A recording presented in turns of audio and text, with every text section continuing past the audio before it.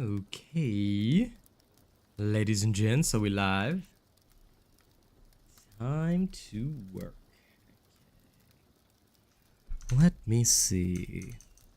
I hope everyone's having a good day today, yeah? I am going to, for today at least, I am still going to rest my throat, but performances will be ready this evening, so look forward to it. In the meantime, welcome everybody. I hope you've had a good weekend, yeah?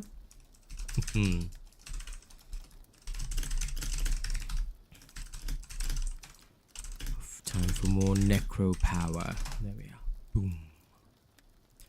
Posted in my Discord. Time to tweet.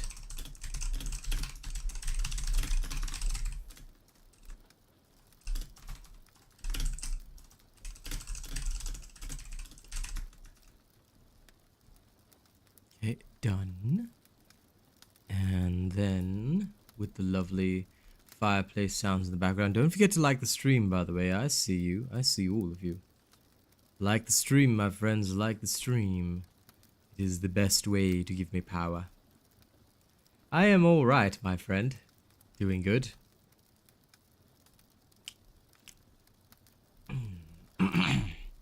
Still relaxing the throat and of course playing the Necromancer in your skin, yeah? But other than that, I've had a good time. My weekend was good in general. Hello, Kevin. Welcome, everybody. Don't forget to like the stream. Like I said, tonight, performances will resume. I have a way of... I found a new way of soothing my throat so that I can carry on doing what I'm supposed to do. And... in the meantime, I will be spending this morning enjoying myself and shattering souls. Helltide is in 43 minutes. We have time. Let's first look at what kind of dungeon we can do. Let's go with the Avenger mobs in a tier 38. It was quite fun, wasn't it, newbie? The late game version of this Necro build will be coming out, of course, today. So... I'm glad that many people saw the capstone clear and how I did it. Stutter stepping, like if you play seriously, alright, all this kind of stuff is easy peasy.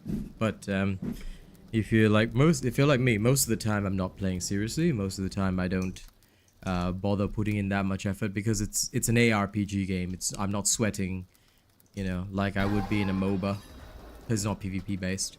So a lot of the techniques that I have, I don't apply normally, because there's no point. To me, it's just extra. But they're still useful to learn. They're still useful to those who want to learn, you know, like the way to do things, stuff like that.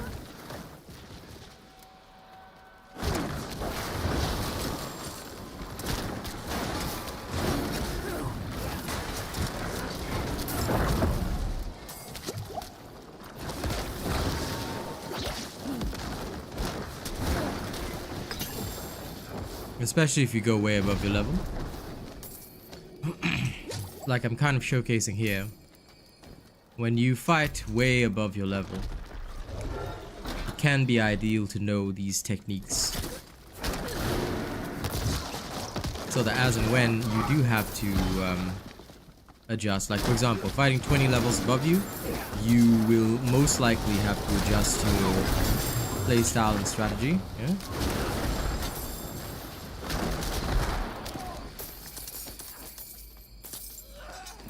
You have to basically know what hits you can take, what hits you cannot take.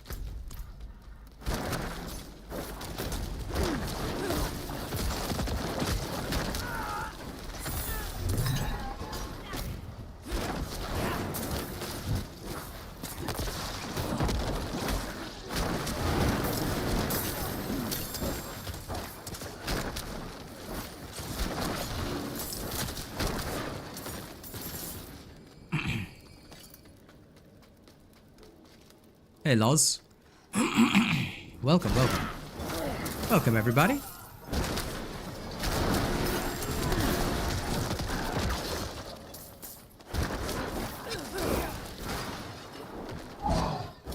Hey. You know, I've got to say, I wasn't going to tell this story much, but I think it's a great topic. You know, while I'm relaxing in a dungeon and you know, fighting on in a mentally strong manner. I've noticed a lot of streamers bragging about 30+ viewership, but I think that the more experience that I've gained with this industry, the more I realize that 30 is a lot. Because as you guys know, my goal is 30, after which I'll literally be able to make rent every month of viewership alone. You know, of course we're not there yet. We're still pushing up slowly, but I will tell you that it's such a strange situation because you see all these people having 30+ viewers and yet they make nothing. Whereas with me, 30+ viewers would literally be rent every month. So I'm starting to question a lot of these streamers out there. I'm starting to think a lot of them are using bots. Because if you're telling me that these people have 30+ and yet they're not doing giveaways for their community, they're not, you know, doing anything special for their community. Like some of these people have 60, 70, 100. Think about that. That's would be 3, 4, 5 times my viewership. Should they not be making 3, 4, 5 times my income? In which case, you know, if I was doing that, I'd already promised it before that I'd do some giveaways for my community. But that, to me, I was like, starting to think the industry might be a little faker than normal, you know? But anyway, those were my weekend thoughts. Social media can be a wild place, but it can also give you some insights, eh? Necro might be a Season 1 starter. Listen, it's a great starter. You know, there's a lot of great classes to start with, but I am definitely starting on a Necro. Why not? Unless they nerf Bone Spear. But it is a very, very good starter. However, keep in mind that I will not be doing some of the things that I did during this preseason. Why? Because you're going to start with 0 materials, which means less means of putting on like the legendary aspects, things like that. You are going to have less than you would normally have. So I would highly recommend not chasing big goals like doing capstone at 53, whatever. That's something I did on this alt because I had literally 500 baleful fragments. I can upgrade anything I want, anytime, anywhere. You know, I think you can understand that it's because I have the full customizability that I could do that. Whereas the first character is going to be a bit hampered. You're not going to be able to do that on your first character for the season. Be very aware of that. Because it does make a crucial difference in my opinion.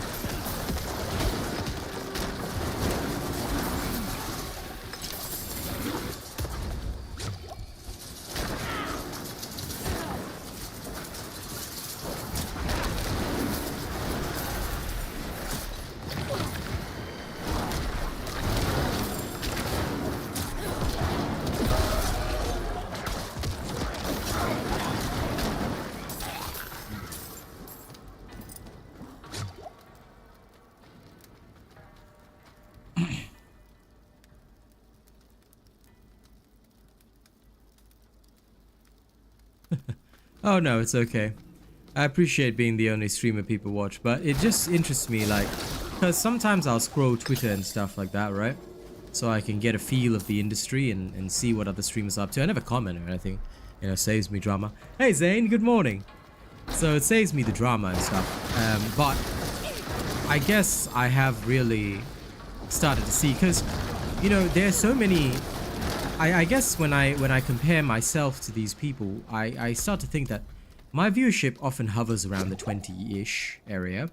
Of course, we are pushing for the 30, but it will be a slow journey. But like a lot of these streamers, they're like way over 30. They're like way over, you know, 40 viewers, whatever. But it seems to me like they cannot go full time or do anything like that. So I'm starting to wonder, you know, because should they not be, and like it's not like I'm counting the people who have families or whatever, because obviously your expenses would be a lot higher than a single, like somebody who's living singly like me and whose wife earns her own income, whatever. Like I can understand them needing to make more from their streams than I would. But it just struck me as illogical that people in the same situation as me with more than 30 viewers would like be making you know, like I'm talking the 60s, 70s, 80s, 90s, like they're making next to nothing, and obviously not doing any giveaways for the community. In fact, they're having to beg subs of the community when I would literally be able to pay all bills entirely off, you know, viewership alone. Like it would not even require a single donor going for that month. Cost of living could be different, but I live in a Western country too, so it's hard to argue those kinds of factors. And when I saw that, I was starting to think there's something a bit more sus about the industry than people are letting on, you know, because there are a lot of people with these bigger viewership numbers, but they should theoretically be making more income than me. So either their community is not as engaged, which I have thought about, in which case their community is not really quite genuine compared to mine, or, you know, there's something sus in the numbers. I'm starting to think a lot of people might be of the mentality that you have to fake it till you make it, you know? But of course, that is never what we do. Like for me, whatever viewership I get is whatever I get. It is, if I only get, like, for example, right now we've got about 13 active viewers. If that's what I get in the first 10 minutes of stream, then that's fine. You know, I'm not panicking about it. It's the people who have genuinely decided to click and tune in, and I'm very grateful for that, rather. Okay? So I don't mind the slow journey. Like, I have no cravings for fame. I'd rather, you know, legitimately be able to make what I make as I learn, grow, and go.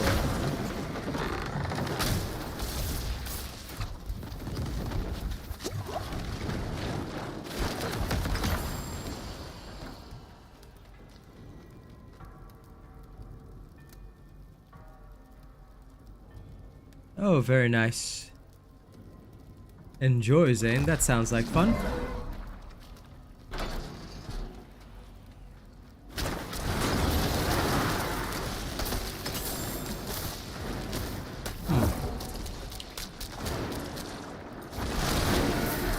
It could be, but I also disagree to an extent. And the only reason I disagree, newbie, is because well, COD is a big industry, but by that definition, if he has 400 plus, unless his audience was not engaged at all with his content, or he's making nothing of ad revenue, then I'm surprised he can't go full time, because that strikes me as very strange. And if it's I'm not sure if it's a YouTuber, but if you're talking Twitch, right? Twitch has a lot of raids, hosts, and things like that. I don't think they count towards ads, as far as I know. So if he's really got hundreds in the donos, maybe that's all he's making each month. Because YouTube is a bit different. YouTube is all about engaged viewership, active viewership, and then you make the ad revenue off that, you see. Because I don't want to, like, as much as I love donations, of course, any streamer would, but I just want to make sure that I can sustain myself just in case I don't receive a single dono. For, like, let's say in a month I don't get a single cent. Then, you know, it would probably be very helpful for me if I could sustain myself regardless. And I think that that's why I push for that viewership, because if I can just make off ad revenue, then I don't have to panic about leaning on my people, so that my people can watch comfortably and freely as they wish. So yeah, I don't know, because either I'm doing something that's so much more correct than others, or there's something sus going on, because I swear some things just don't add up sometimes when it comes to this industry. I'm going to keep my eye on it. I think you can tell, but I've got very little trust in the honesty of individual people. I trust nothing, especially because a lot of people, you know, like I said, I have a distinct belief that the vast majority of them, they're here to fake it till they make it.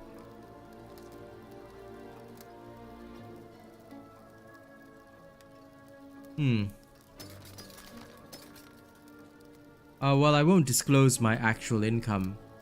That is the amount that I am also paying here. So, while I won't disclose my actual income, if I can reach that with a 30 plus per month, and somebody else has a 400 plus per month on YouTube, and you're telling me it's YouTube, he should theoretically, okay, be making anywhere between, assuming a 400 plus views, do you know that he should be making, based on my estimate, 10 to 12k per month? something sus there, newbie. I'm going to tell you that straight up. I'm not going to say anything because I don't want to start drama, but if you're talking YouTube, I can tell you as a fact. I can tell you as an absolute fact based on my own RPM, which is revenue per minute of content watching, things like that. My place's rent is about there. So if I'm looking to pay rent every month of ad revenue alone, and my goal is 30 plus, and I'm capable of doing that, of course, with the current level of memberships, but that's not that much extra per month. So yeah, somebody with 400, which would be literally more than 10 times my viewership, would at the very least be making 10 to 12k per month. So if they can't go full time on that, like I said, I'm not going to say too much, but I say something sus. Flawless essence.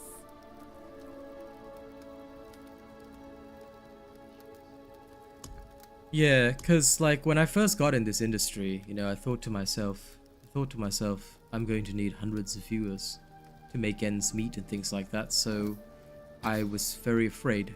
I was very afraid of doing what I was doing and going full time, but I took the plunge anyway because I felt that it was something I really wanted to do with my life.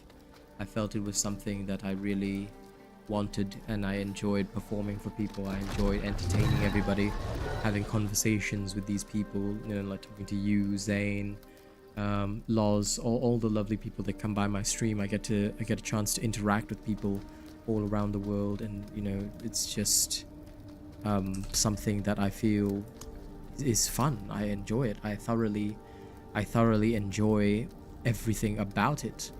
And yet, you know, when people come to me and like you say, you've just told me this man has 400 viewers.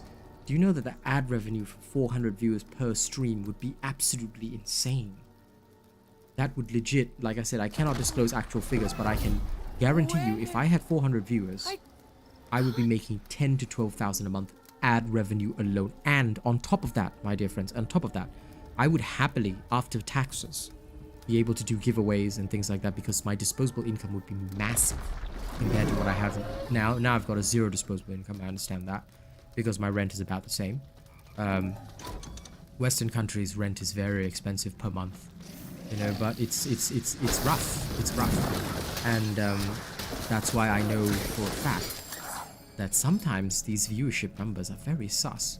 Because I know a guy in the past who he would get, I think, 40 to 50,000 views per video, not including streams and whatnot. And if he streamed, I'm sure he would have 100, 200 per stream, because he was already doing so on Twitch. But he chose Twitch instead of YouTube, where his primary viewership was, which was strange. But he had good viewership, and yet he was not making anything important per month. He was never doing giveaways. He was not able to do anything for his community, and it struck me as very surprising and sus, because I calculated the revenue I was earning from videos back then, and that's why I think I gained, in a twisted way, it's why I gained confidence in doing what I do, you know.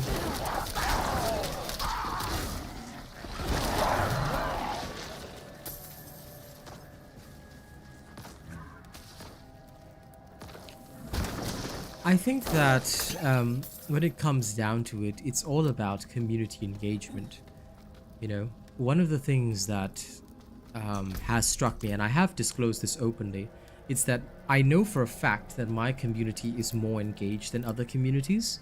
So YouTube themselves, although like I said, I cannot show proof by putting up the statement on stream, because obviously personal finances, but YouTube did actually state, which was kind of interesting, that the viewers that I have, basically each viewer that I have counts as much as 3 people. So effectively, if we were to look at active viewership right now, there's 16 of you actively tuning in. Alright? That would be the same as a streamer that had 16 times 3 would be 18 plus 30, 48. It would be exactly the same as somebody who had an unengaged community, a community that didn't really care about their content, but had about 48 tuning in at any one point in time, you know, on and off. Yeah. it'll be about the same as that. So basically my community is so engaged that every person here counts as 3 people. But even then, even if we were to extrapolate that data, it doesn't make sense for the people in the 400s, 500s, 600s. Telling me you can't go full time with that? I could. So where's all the money going? You know? I do seriously think, because YouTube has a promote option, and I've actually seen it myself, that other creators have asked to actually buy ad space on my content about their Diablo content. Again, I could show the emails anytime, I'm just choosing not to, so as to not embarrass anyone. But it made me realize that I think a lot of people do go after that fame over anything else. Like, they'll pay the cost for fame, which to me was a self-defeating kind of purpose, you know, because I'm here to do this as a business. If I was paying for the fame, I would not be making money, therefore I could not sustain me and my family, you know? Lots to learn about the industry, I think.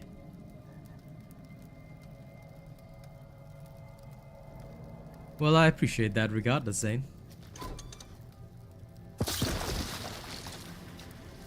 Oh yeah. For me, that's my ultimate goal. I want to make sure that people can sustain me just off viewership alone. That is my true ultimate goal. That's why, you know, like, it's a slow and steady journey. But by pushing for that awesome 30, you know, once I hit it, that'll be pretty damn good. But I appreciate you guys tuning in, regardless, you know. It's always nice to just have people around. Somebody to talk to while I push these extreme dungeons.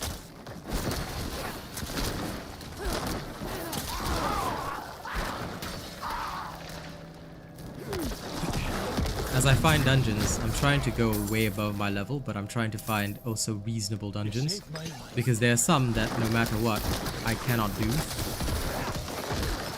because of how unreasonable they are. So I'm being very cautious. I love pushing above my level, but I also have to do it in a reasonable manner. Bless you.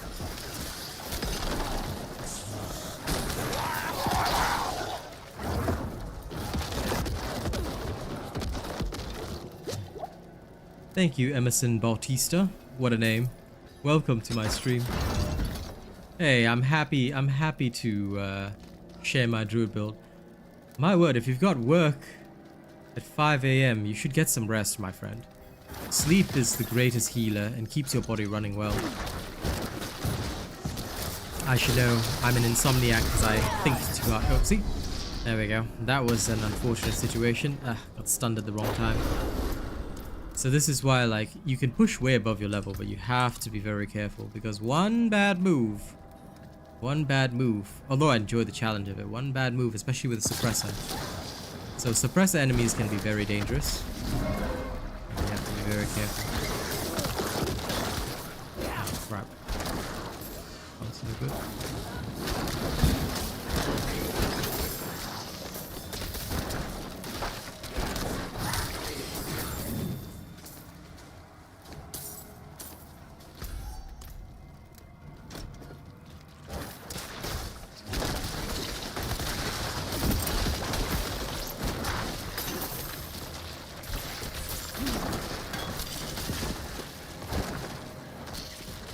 Ah, I see.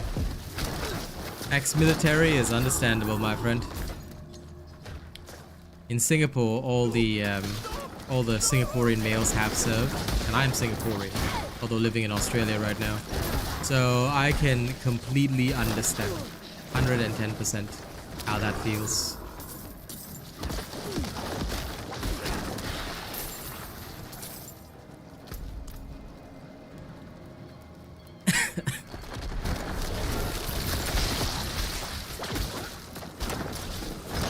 It's been years since I was in, so I still have the dreams about it.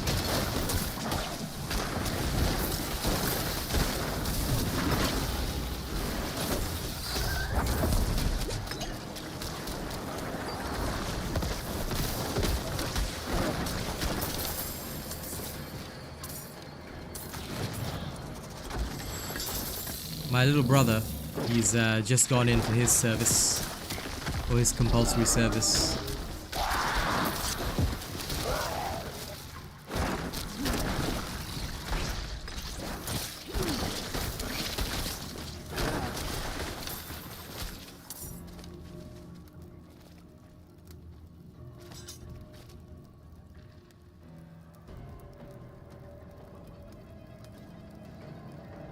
Wow.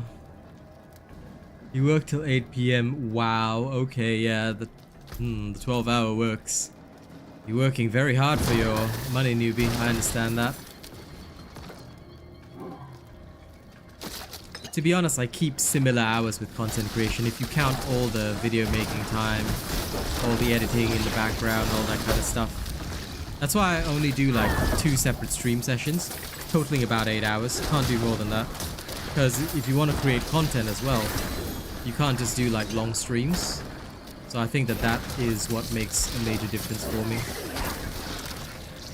If nothing else.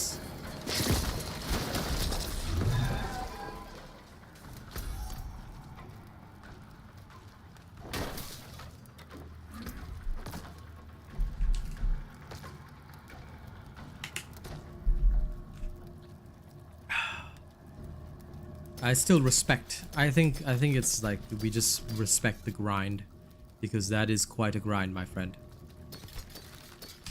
As someone who faces similar or close to it, I can respect it. I'm not doing any heavy lifting either. My job is sitting here and talking to you guys.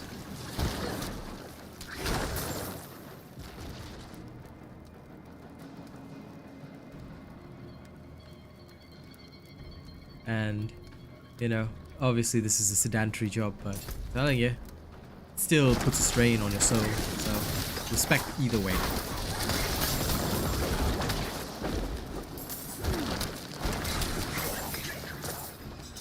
I love these conversations so much, but it's so easy to lose concentration sometimes when I'm having these good conversations with you guys. I'm enjoying myself, and then I'll lose concentration. I'm like, nope, about to die. Because I'll tell you, be especially careful in the snake dungeons. Because the eyeball stun can come at the worst possible time, and when you're fighting 20 levels above you, even if you can kill fast, they can kill you fast too. All the damage reduction in the world is not going to help you with that kind of scaling. So you want to be very, very careful. And also, you can get halved, like there.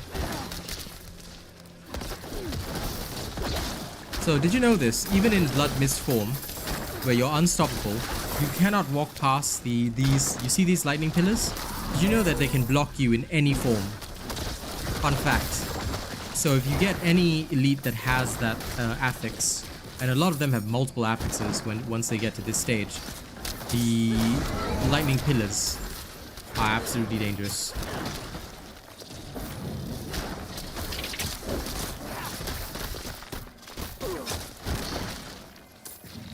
Because they can stop your movement. The one thing I'm glad about Blood Mist is that it gives me time to think. This is another big problem on the road. Because the pillars, sometimes all you have is that one unstoppable movement, but you cannot dash past the pillars. So in the time that it takes you to reroute your destination mentally, even if it's just a second, for a rogue you're dead. For a Necro I've got time. I can just Blood Mist, come out, and then fire off, and I'm good.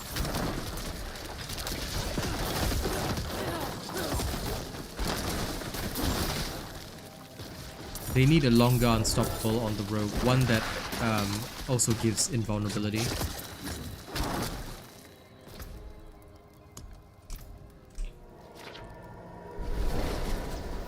Yep, it can be very, very dangerous.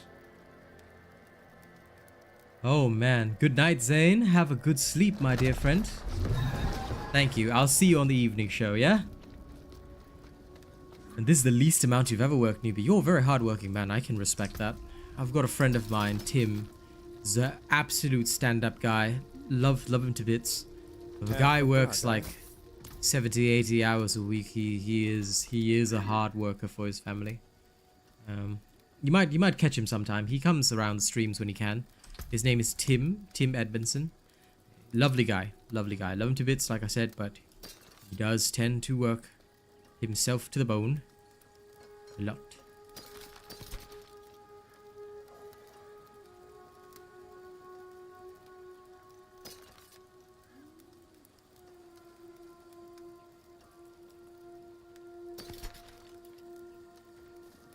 No, I have to remove all these higher end sigils. Carlo, now Leah. What a shame.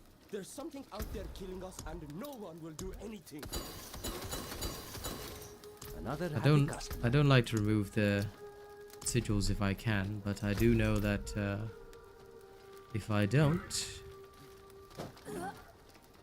it's not going to be very fruitful for me. By the way, thank you to everybody keeping the sound on. I appreciate you tremendously. Thank you, thank you. Keep it going, keep it going. We will hit that 30. We will hit that 30 plus, you know. I will reach where I need to.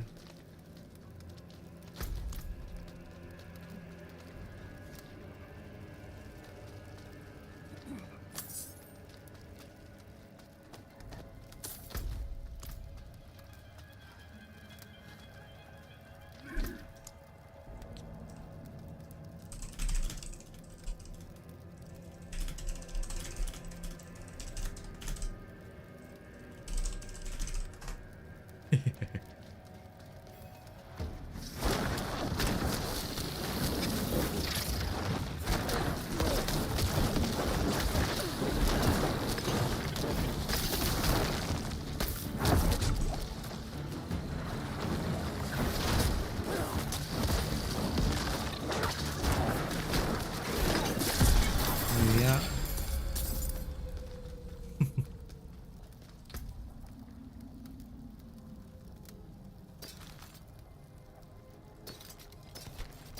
I have judged Kenzo now.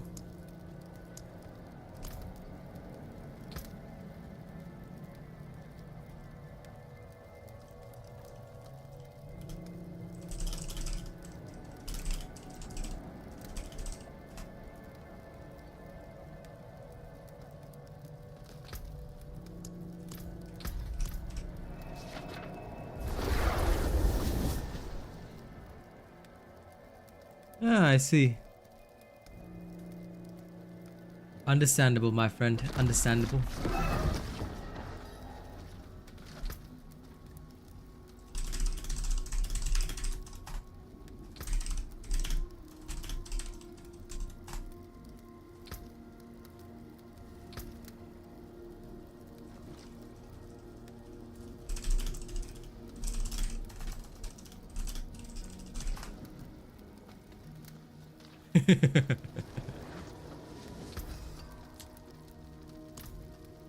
Yo, yo. Okay.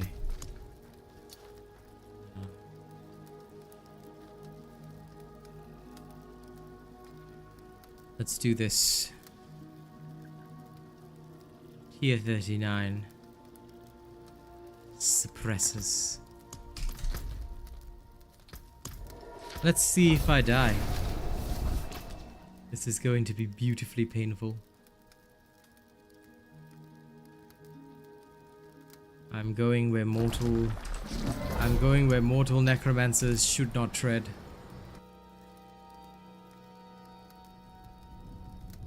Time to taste the pain.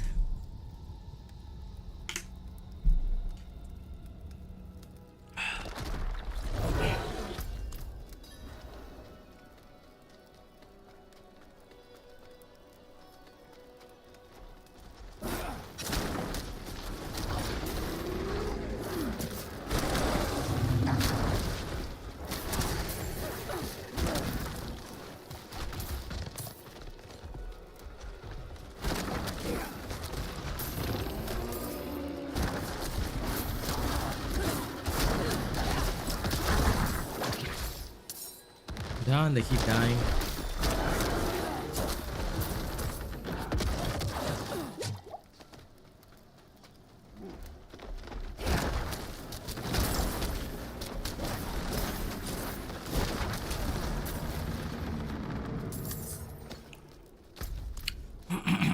Enjoy, my friend, enjoy.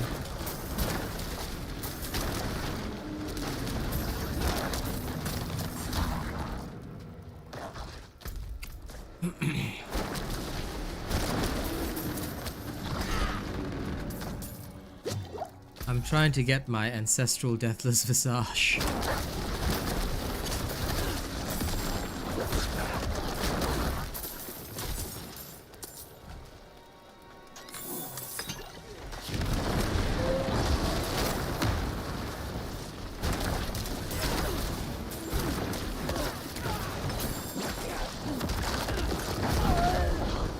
Blah. Got murdered by the stupid... I forgot that guy had the detonation affix. This is my brain not paying proper attention. I don't mind suppressor, but suppressor I have to draw them all in. And that guy was the closest corpse and I forgot about his detonation affix.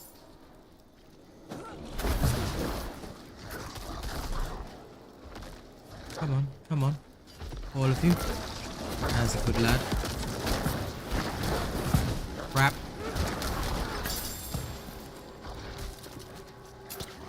Overlapping affixes are no fun. Really? Ah!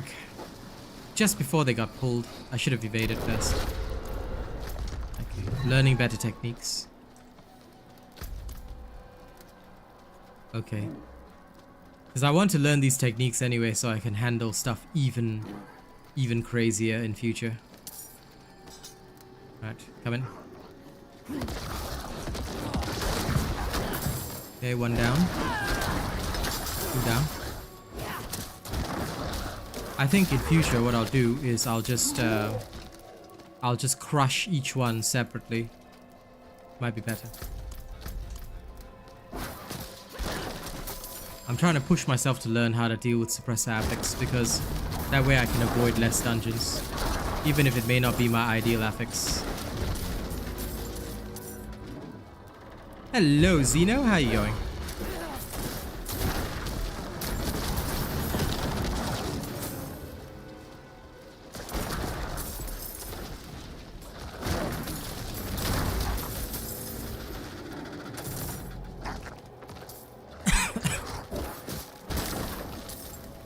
I'm glad you're doing good.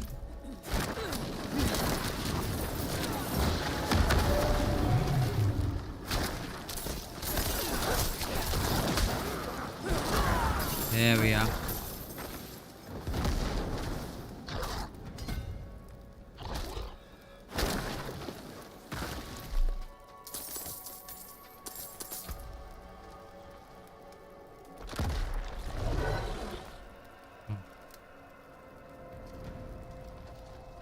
As much as I have to, yep.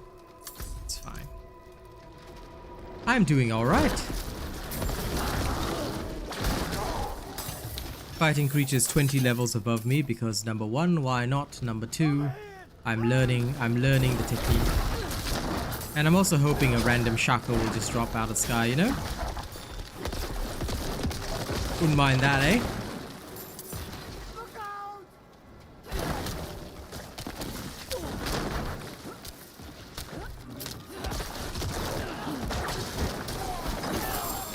Invisible bandits? No problem. Easy fix with a corpse explosion.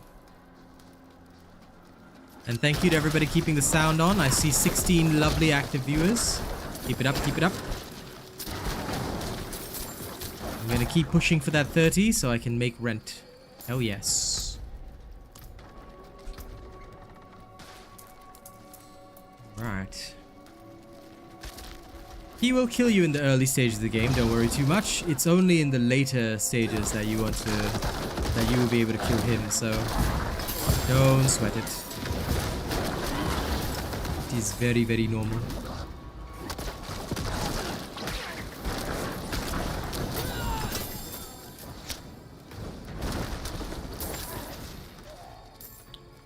Kiting movement, all these kinds of things becomes even more important in later stages, so don't sweat the butcher early on. He will kill you, then you'll start killing him, and then after that you'll start being worried about him again, because once you push up to like the 20 plus nightmare dungeons,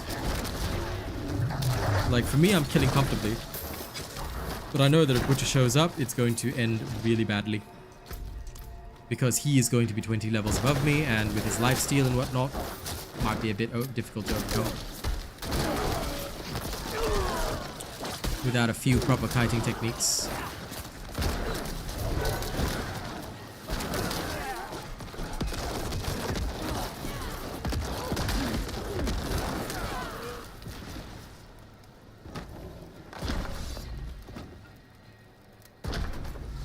I think less than yours, should be around 82 or 84, I can't remember. I haven't touched it in a while. I may, but it's just that Necro is too fun. Now, don't get me wrong, I do wanna play the Barb, but you know, these next few days, how can I give up Necro? It's just too good. It's just too good.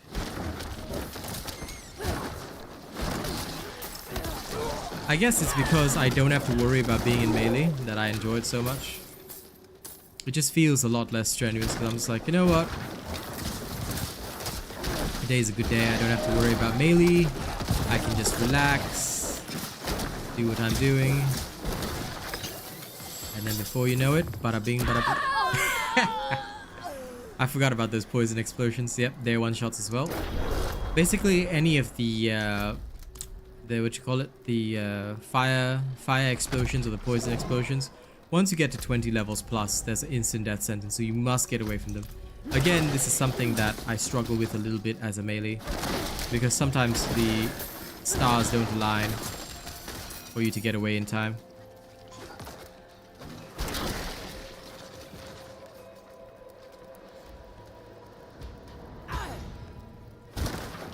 It's a lot of that is based on glyphs, because don't forget the barbarian, as I mentioned in my video, is very glyph based. You will easily start hitting that, but you need to keep advancing your glyphs, so all you have to do is just keep playing the nightmare dungeons. My glyphs are nowhere near max, but once you get them close to max, you'll actually start to see yourself hitting huge, insane amounts. So absolutely, my friend, absolutely. It's very possible to do that. But the barbarian is, like I mentioned, one of those characters that is not so much Paragon based. The levels are less relevant than the glyph XP. It's the glyph XP that truly transforms the barbarian. Hey Crimson King, of course, unless there's a nerf to Bone Spear Necro, which thus far there hasn't been, you know, there's no reason for me not to be a Bone Spear Necro in Season 1.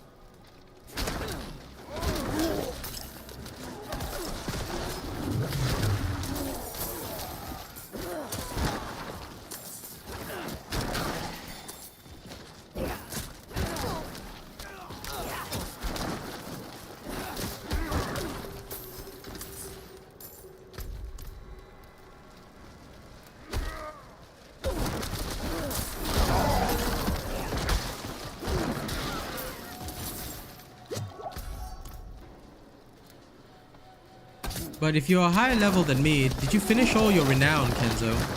If you didn't finish your renown, get the extra Paragon points. Because you should have it, my friend, you should have it. Marshall is one of the ones that you need early.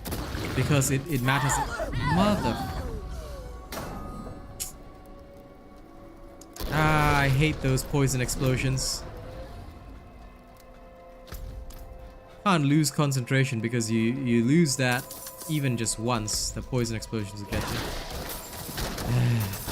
The only frustrating thing about this, not the damage, not the monsters themselves, no.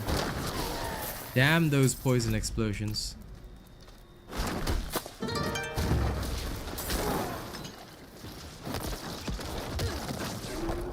Thank you, Michael Maris, for subscribing. Welcome.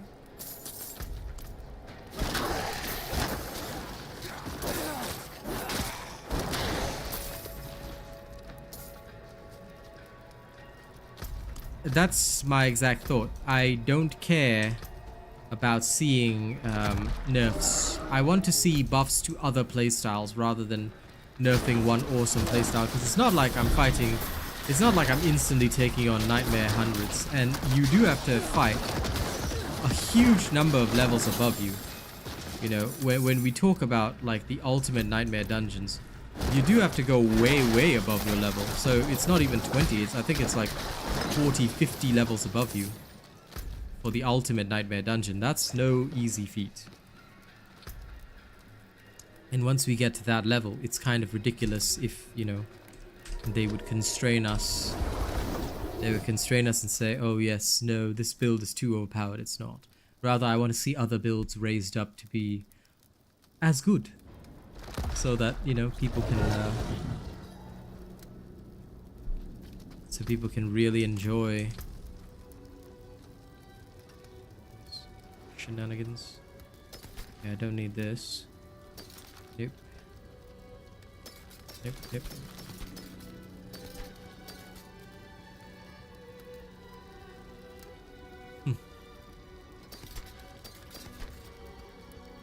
Unless one comes with very much better stats, all of this is going into the junkyard. Now, let's see. Core Dragon, level 41 with Avenger, doable. Try and avoid Suppressor if I can.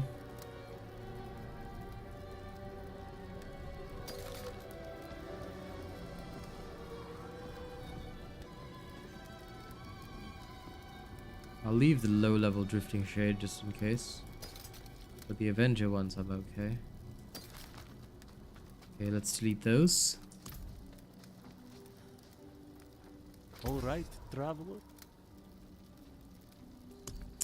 Rogue is okay, but Rogue suffers from several issues that I've always mentioned. Number one, primarily, let's take on a tier 41 and see what happens.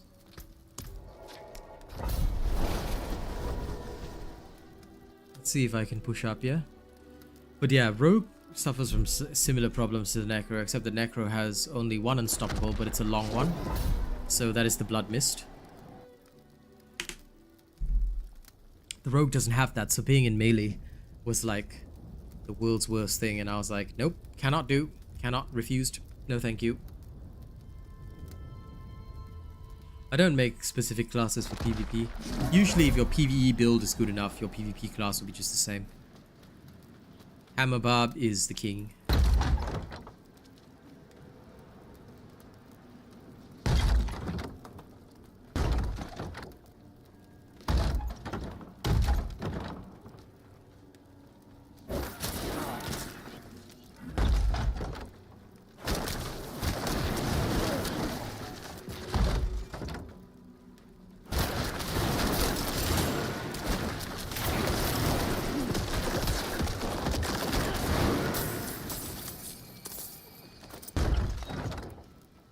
Okay guys, enemies here are 22 levels above me. Here we go.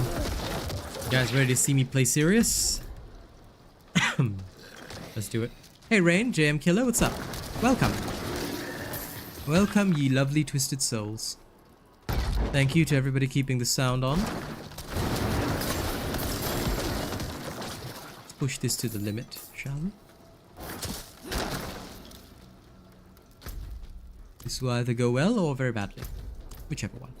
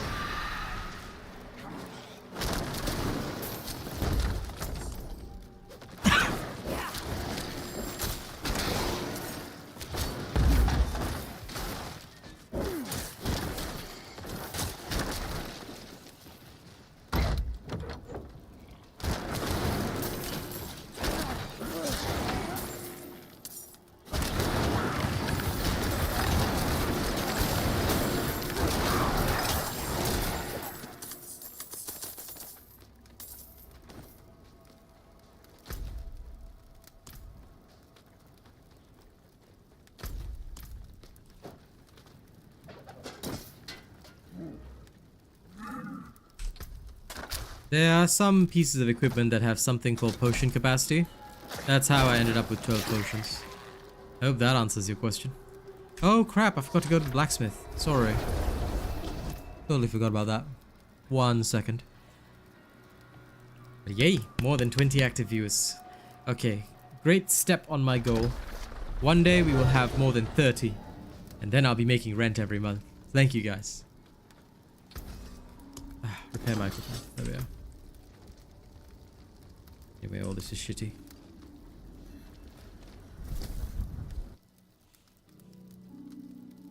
So yes, some pieces of equipment can increase your potion capacity, but more potion capacity is usually never a good thing.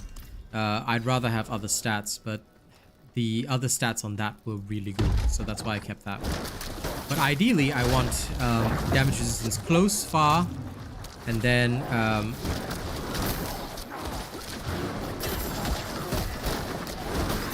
if I could get damage resistance close and far, plus what you call it? Damage resistance close plus far, and total armor, I will be super protected. That'll be my ideal for my Necromancer. But finding those ideal stats is most difficult, I would say.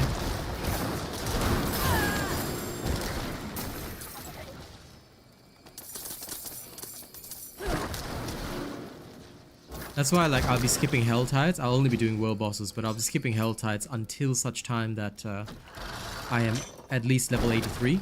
Because the Hell Tide is always 2 levels above you. So right now the Hell Tide would just be 75, which means no chance of the Uber Uniques. So it'd be a waste of my time. I may as well just level fast. So, hitting those hardcore nightmares. Like right now, hitting a tier 41, just because I can. Takes a little bit of extra work, but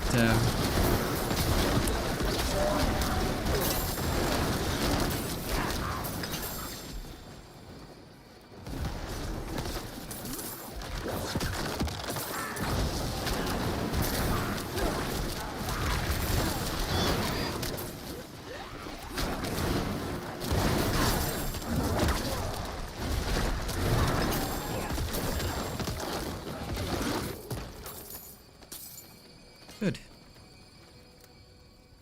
With a bit of clever technique, this is nothing to me. And I'm getting better and better at it too. So I'm using kiting techniques, movement, all that kind of things. Level 8, like the monsters in the Hell Tide have to be level 85 and above. Until then, they just drop normal uniques for your class. And again, the only thing I have is Deathless Visage. So I could go and farm for that, but I may as well get it out of Nightmare Dungeons. Because I can get it out of Nightmare Dungeons anyway. So yeah.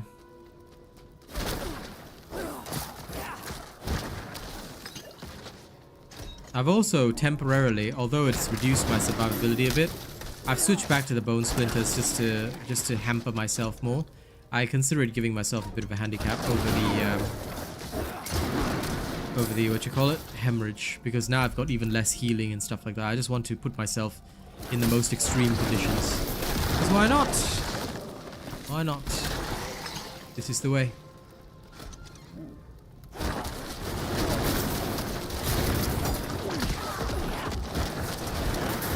After all, can I truly consider myself your ultimate teacher if I do not take on the most extreme challenges? Oh, they do. But that's why you need long evasion charges and high damage reduction. You have all that, you'll have no trouble.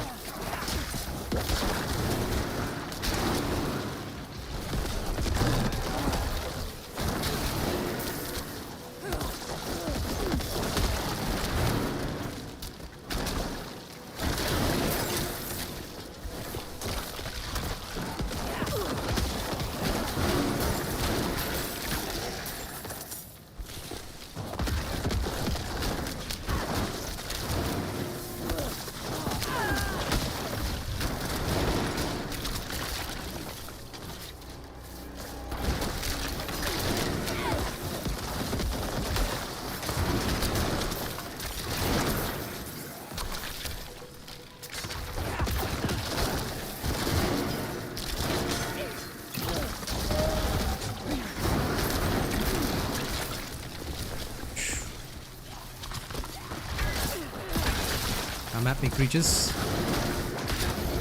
No match for a true Necromancer. That was beautiful. I need to get better with weaving my attacks, but I can do it. I always loved Necro more, Stan. But the problem with my first Necro was that it was the first character I made. So I was going to wait till Season 1 to remake the Necro this way. Because I already knew about how strong it was. But because I guess people loved seeing a preview of it, and then from the preview it was like, well, since people really like seeing it, I may as well keep playing my Necro until the season starts. So here I am. But the Necro is absolutely stunning. Like, it was always strong, unless they nerf Bone Spear. If they do nerf Bone Spear, then I will be miserable, but, you know, that's also as expected. Because this build is very powerful and very strong. Like I said, it's hard to ignore 51% damage reduction baseline. Very, very hard to ignore. So...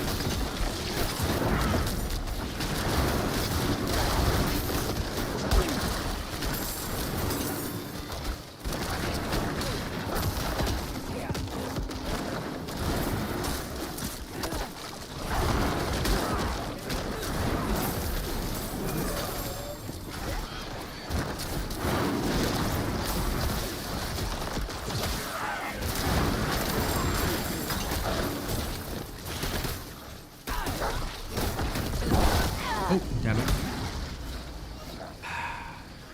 Was a bit too incautious. That curse well is a fail. Thank you for subscribing, everybody. Welcome. Ah, well, that's okay. Temerity is not that great. It's great for PvP, but not really used anywhere else, so don't worry too much. No problem, Shefty. I'm doing alright. I'm glad you're doing good. Enjoy the Necro. Necros do have a bit of an adjustment period. Like, for now, I'm pushing 22 levels above me.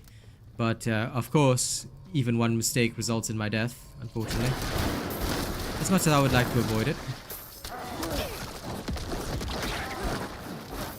Enemies with strong stun and CC can be very, very dangerous. Especially with the Avenger, especially with spiders and their immobile. And the Avenger affix. The only time it's dangerous, the Avenger affix is the easiest affix in the game, but it can be dangerous when enemies get too far above your level, because every single one of them becomes a deadlier threat. Still, it is fun. So I'm just practicing my kiting skills, things like that. I need to master it more, because damage-wise I've got no problem completely shattering these level 90 plus mobs. They die easy enough. It's the rest that I have to be very careful of.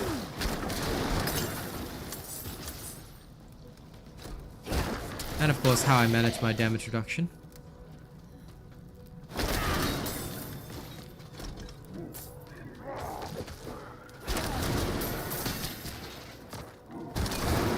They only nerfed Bloodlance because it was bugged. They didn't nerf it because it was overpowered. And I'll be quite frank. Bloodlance compared to Bone Spear was nowhere near as strong. It required a significant number of aspects to get it running, and some of these were a bit complex, as well as the playstyle. Of course, it was damn strong once you got it running. Don't get me wrong, but it was never on the level of Bone Spear, and I'm just going to be very honest about that. It was never on the level of Bone Spear, because don't forget, vulnerability is an entirely different matter. Vulnerability is one of the biggest damage buckets, so any build that can inflict vulnerable consistently, such as Bone Spear, is the deadliest of the deadly. Then you add criticals into that. So Bloodlance, yeah, of course, Bloodlance can do well. Of course. But, Bone Spear is on a different level, and I'm just going to be very honest about that. By comparison, Bone Spear is simple, easy, and highly effective. And it's not just because I'm a Bone Spear fan that I say that. In general, what works is well known. For good reason.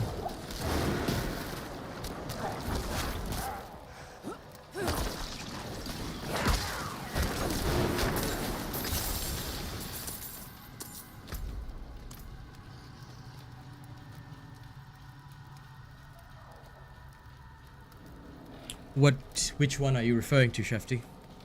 Bone Spear is already used as the #1 endgame build for rogues.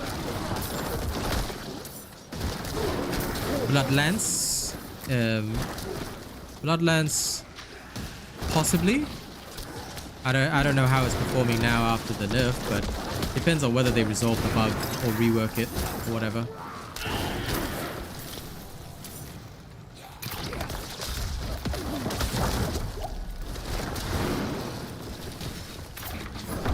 So it could very well be a viable endgame build, I don't know. What's the minion with me? If you refer to my video, this is the Blood Golem.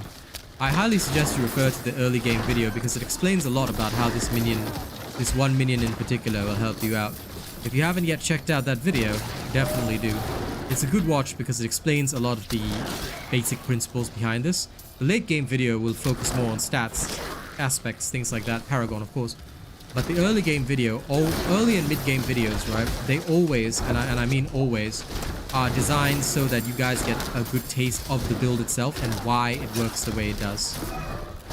Because ultimately I want you guys to enjoy this build, but I need you to understand the basic principles behind it. So if you haven't checked out the video yet, do. Because I can absolutely promise you it's going to be worth your time. That is usually the go-to.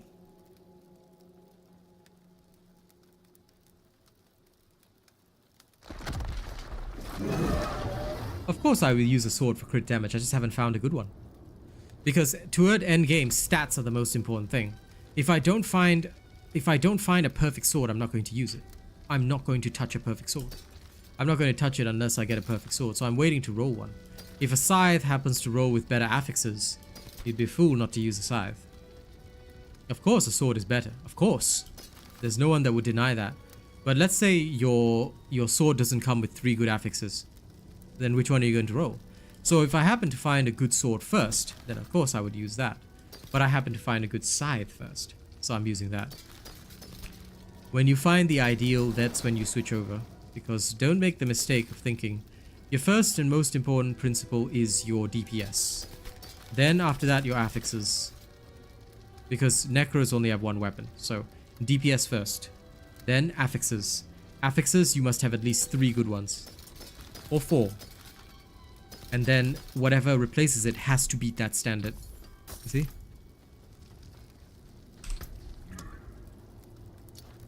No problem, watch away. I always encourage people to watch. You want to understand something? Watch the video. I guarantee you, it's never a waste of your time. I'm even willing to say I'd rather people watch the video than the stream first, because once they understand it, you can have an even more meaningful discussion on stream, because you know the principles, you know why things work, why things don't work. And you can see with clearer eyes. Although, of course, stream revenue would be better from active viewers, but for me, I pride myself on, you know, prioritizing viewer learning, because it is important at the end of the day. Your experience is what matters to me, and I want to make sure that you guys have the best possible experience. But once you know the core principles, stream is very useful for discussing ideas, asking questions, and learning from others' perspective. I don't know everything in the game, and I won't claim to, but I do try. So,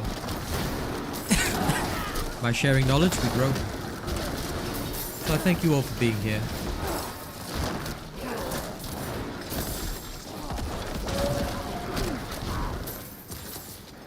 I have some ideas as well, and I'm actually like so excited to try it, but I'm holding back. I've got some ideas for a druid build for season 1. I'm going to go into a specialized storm druid build for season 1 because I couldn't, like, the werebear was fun, but I can't stand farming 2 uniques. I've got a build that works with only 1 unique. It's a storm wolf style, but literally only requires 1 unique. But before I can go into that, I'm going to come up with a build for leveling that requires 0 uniques. So I'm going to try that. And I've got some ideas. I've got some loose bits and pieces of knowledge that I want to try. And I hope I can maintain that principle. But yeah, I'm going to try that in season 1. It's going to be fun. That's okay, Granny. You come when you can. There's no requirement saying everybody must attend.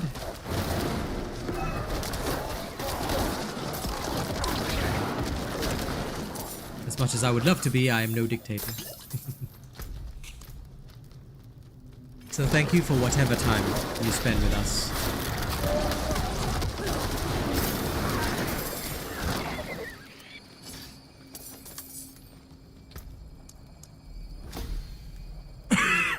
Excuse me.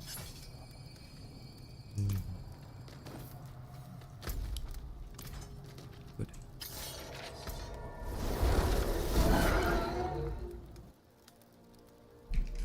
Still recovering my throat, but hope you guys won't mind, eh?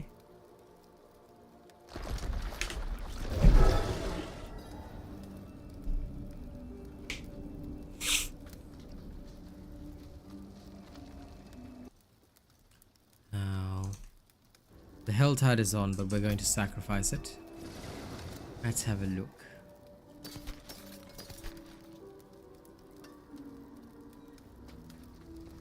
These boots so far are better. Let's go add Super Unstoppable to them, shall we?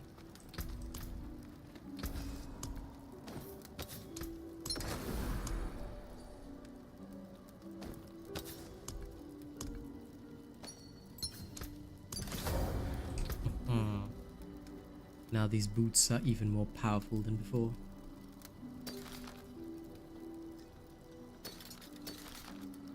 Finding the right ring is so difficult.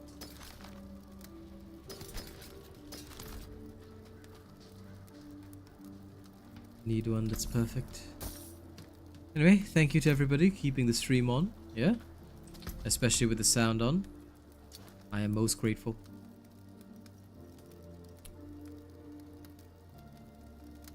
Armor breakers are a no-no. Range defenders.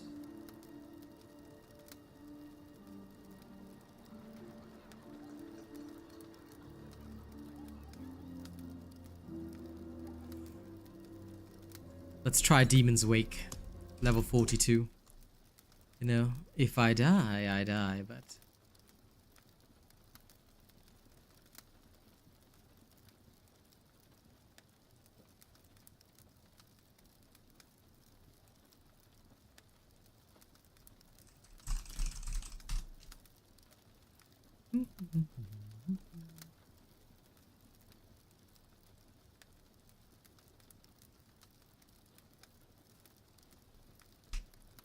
Don't forget to like the stream if you haven't already, yeah? I'd be very grateful if you guys did. And thank you to all my active viewers keeping that sound on, eh? Alright, let's get going.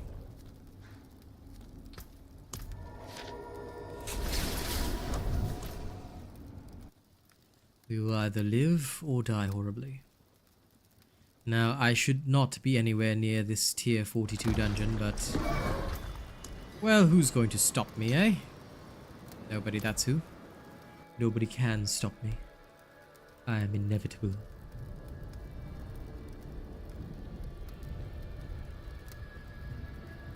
Let's go kick butt.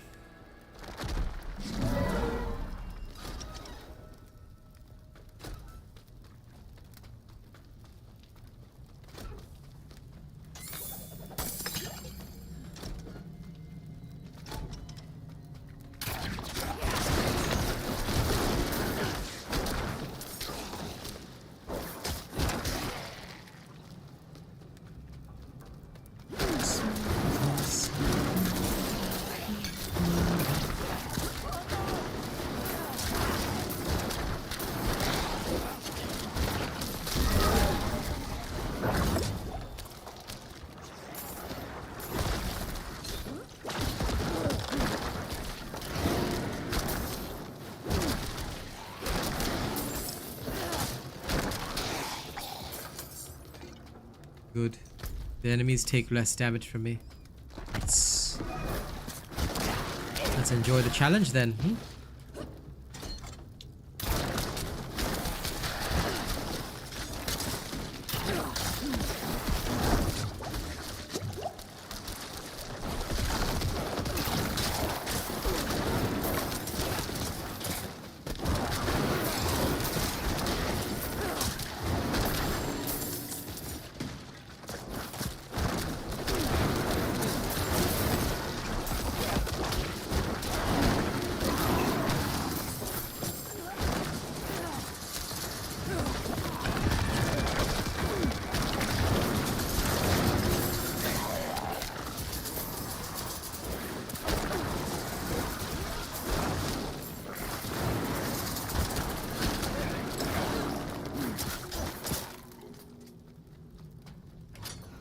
Hey, Pen.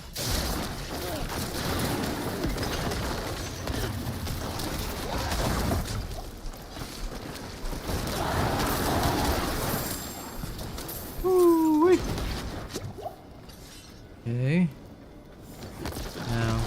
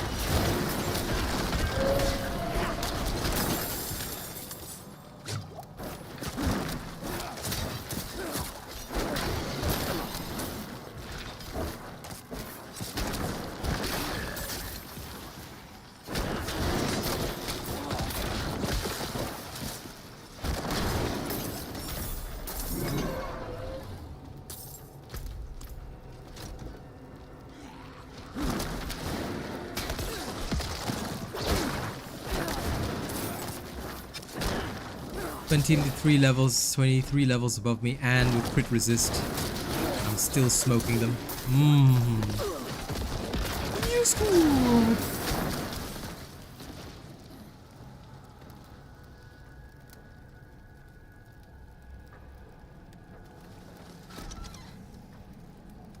Playboy Chris, Necro of course.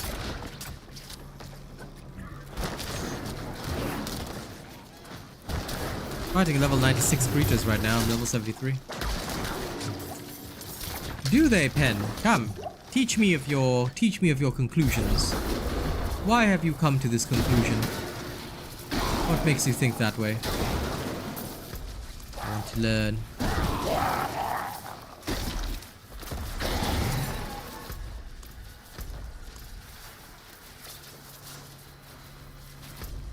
Tell me. I want to see if your conclusion is the same as mine.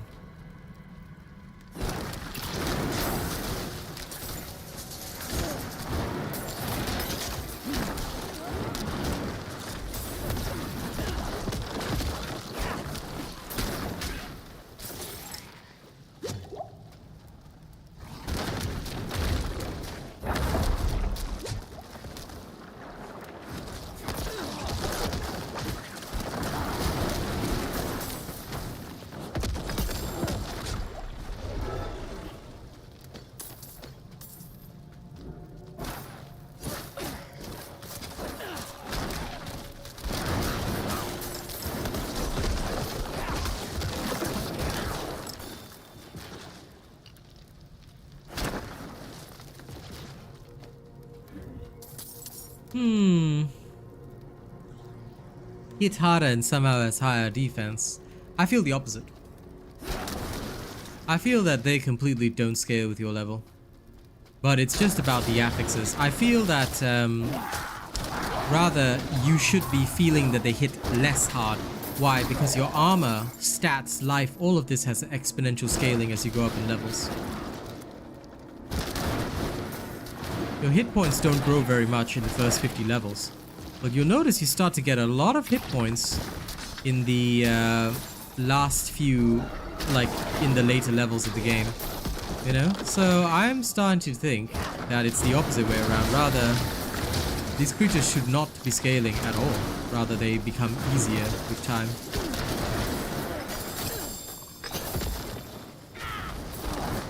Of course, you could also just be disillusioned with the rogue. After feeling all the problems, it can be very frustrating. You do get a bit tilted. I noticed myself getting super tilted once I played the rogue. Yeah. I think it's just after playing the Necro, I couldn't go back because I just felt tilted every single time. Like, it was just pointless. Like, legitimately pointless. Because Necro is so safe at range. I have, you know, all of my own unique stun skills, damage reductions, whatnot. I don't have to worry. I have to think. I can still die, of course. You know, if I get frozen or stunned or stuck, but for the most part, unlike the rogue, I don't find myself in those situations often. I rather just get to enjoy the destruction. So that is why. Yeah. I felt horribly disillusioned with the rogue. It just felt like, you know, someone had played a very big practical joke and it was annoying.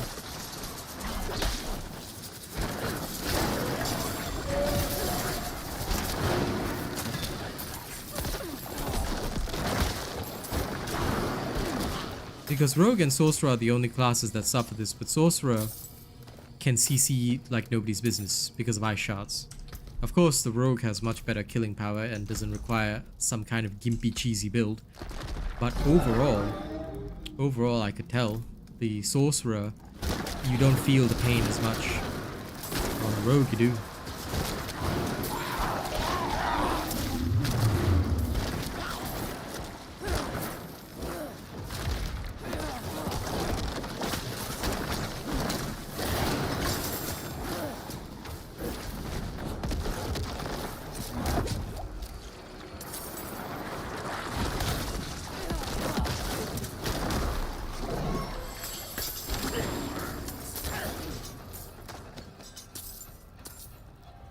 Because like here on my Necro, I've got positioning as a literal weapon.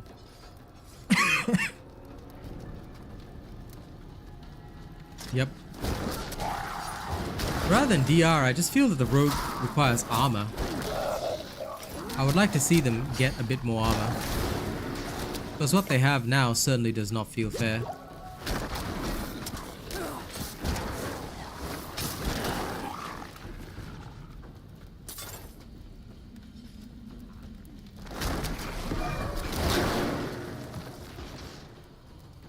Yeah, it's probably not wise.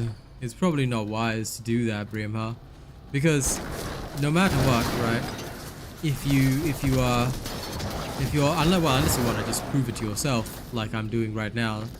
To be fair, I still believe in the rule that anyone should only be leveling about 10 levels higher, because you stop getting a lot of extra benefit from just going even higher, and plus you risk the one shots. Like me, I do it for the challenge. This is my way of challenging myself and also proving that my builds work above all else. Because there's a lot of people out there who still seem very, very keen on discrediting my work. When we all know, based on actual results seen live, that my stuff works well. But I've had quite a few people trying to say it doesn't work or things like that, so I'm like, okay. Prove it to you stream after stream, easy, you know?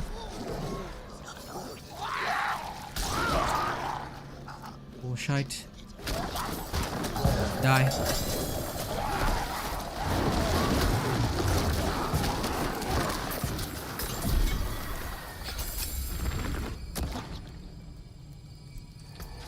Okay, let's head back to town first. Come back for my loot in a second.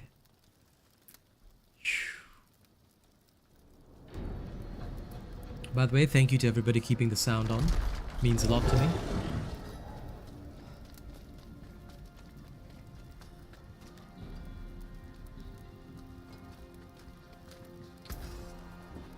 Use it well. I'd say, look, yes, you can push yourselves to immense extents, but there's a point where it gets stupidly ridiculous. So I'd say stop. Because as much as it's nice to talk about how high we can go, it's literally pointless. You are wasting time. This is the advice I give everybody. Proving yourself is one thing, but you have to prove yourself comfortably as well. Don't strain, because otherwise you're wasting leveling time, which you don't have a lot of. Even in the new season, right? I would say you have to be very, very careful.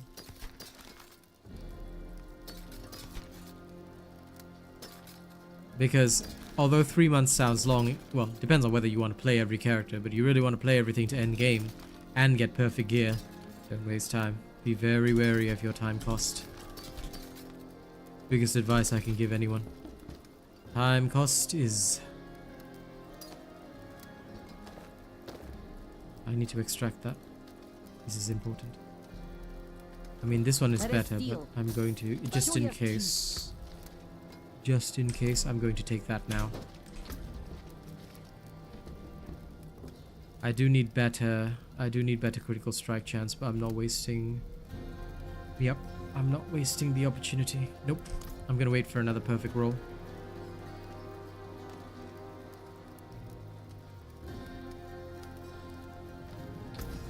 Yeah, fair enough. If you've got nothing better to do, then by all means do what you want. Create new magics from the old. But I'm always going to, like, my advice to people will always be the same. Always, the only thing that you want to do is make sure that you are doing things efficiently for the most part. Especially if your character still has room to grow. I sound like whatever I want, Samaraith. If I want to be an Englishman, I will. Now then, bow down and worship me, or I'll kill you.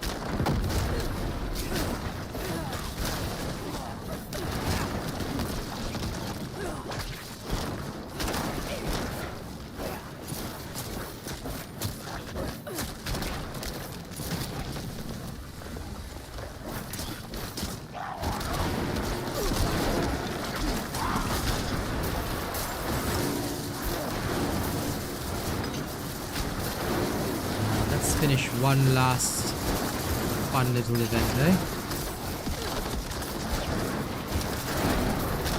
I still remember the first time I encountered Altar of Bishiboshi. It actually scared me because I was unclear on what to do. You know, everything seemed very scary. Then I realized how easy it is.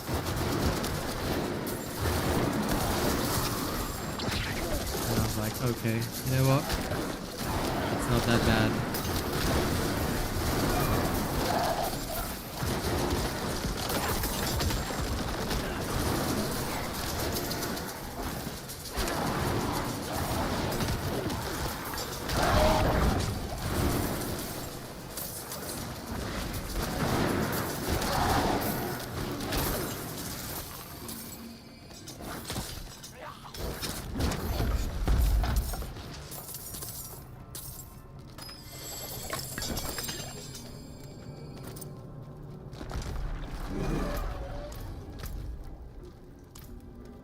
Okay, back.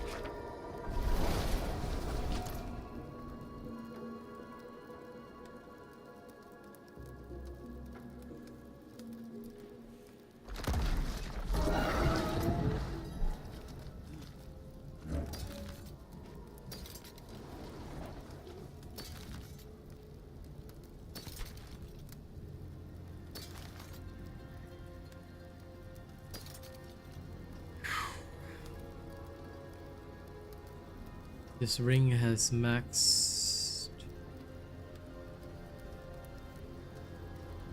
vulnerable damage.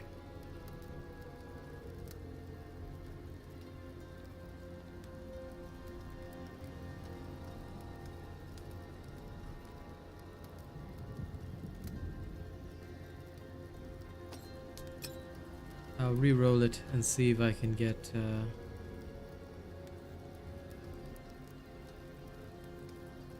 something better.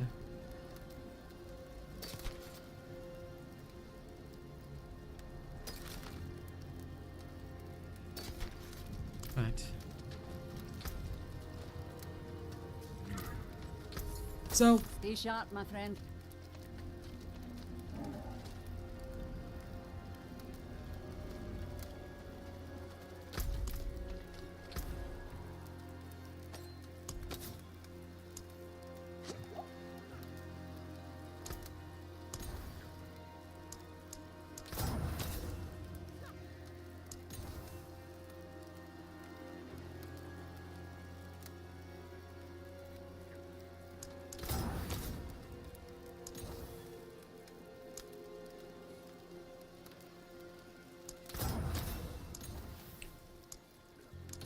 I need crit damage. Come on.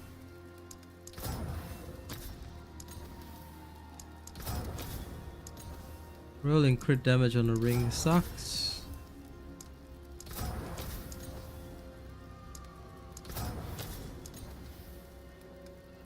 Crit strike damage. There we are. Good. My magics await your return. Now let's upgrade it.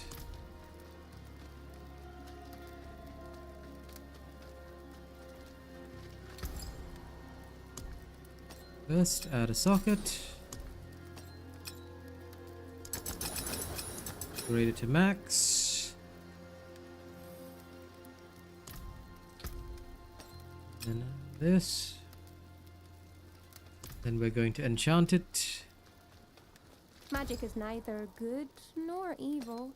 How may I help you? Ossified essence key passive. Tang. Great. This one, 2.5% extra crit strike chance. I'll take that. And let's see if the baseline damage was affected in any way. Or if I can hit more with this.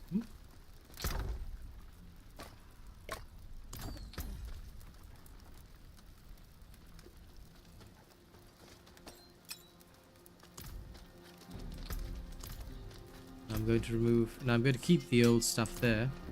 I'm going to remove the boots since we no longer need them. Keep them sharp, keep them ready. So boots, thank you for your time. Alright, now. Now. Oh, no resource burn, that's not happening.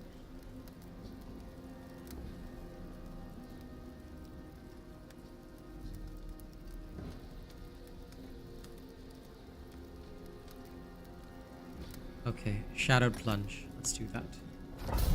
And we'll take this potion.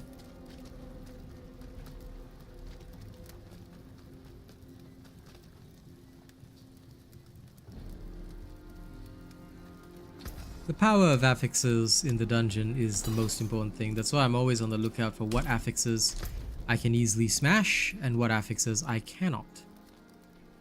Okay, 24 minutes to world boss.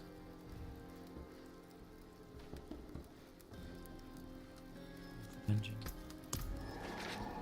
Let me set my timer at 21:30. Then back to YouTube. By the way, thank you to everybody keeping the sound on. Alright. I really appreciate those viewers that do that. The active viewership makes a hell of a lot of difference to me.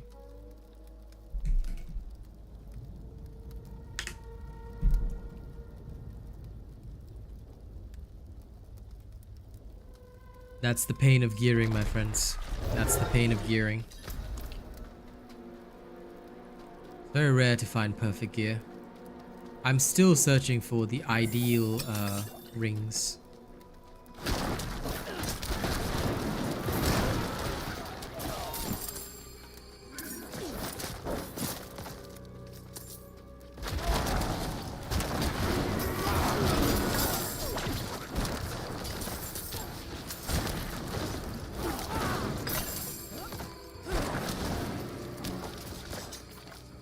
If only I could get crit, vol, and physical.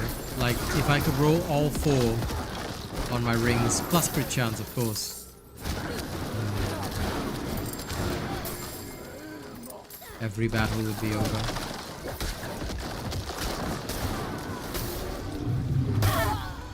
Oh, damn.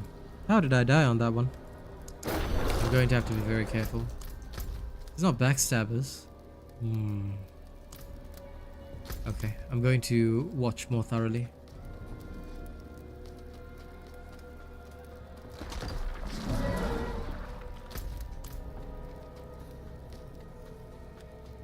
The armor aspect only gives you maximum 50%. So just be aware, that is your first line of defense, but it also won't help much because you have to be very aware of those that have like armor reduction, things like that. Resource burn, armor breakers, I always salvage those along with the other affixes. You have to be really picky. I feel that once you get to about like this stage, because World Tier 4 is annoying, so you have to be very picky about your armor affixes. That's how I feel anyway. So if I'm not picky and I just go and do anything, I know it's a death sentence. Whereas like if I pick the right affixes, if I pick the right challenges, you know, it's so easy that it doesn't even bother you. So that for me is a major thing.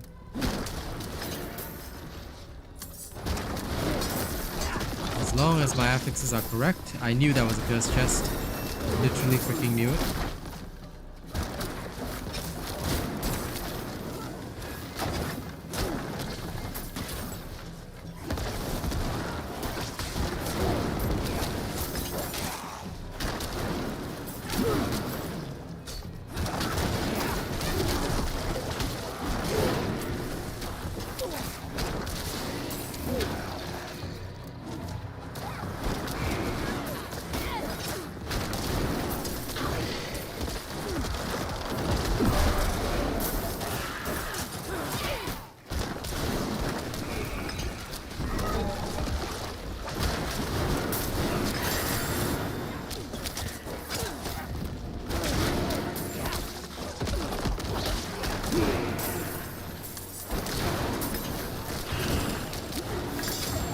Poor Golly the Golem.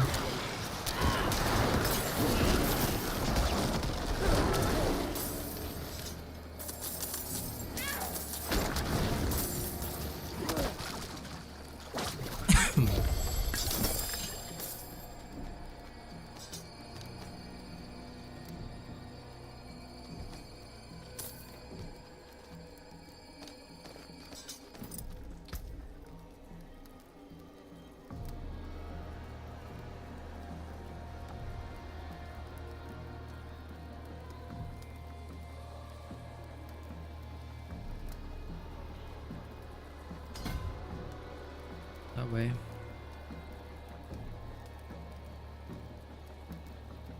I need more willpower. My willpower is insufficient. Oh well, soon.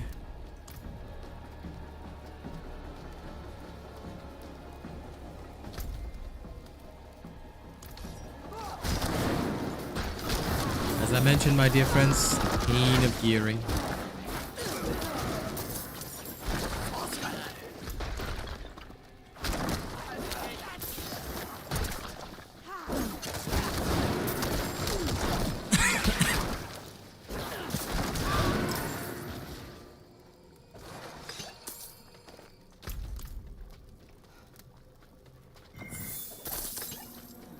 I managed to get a semi-decent roll on my pants with very good damage reduction, but and it even has max life, but it has potion capacity instead of max armor.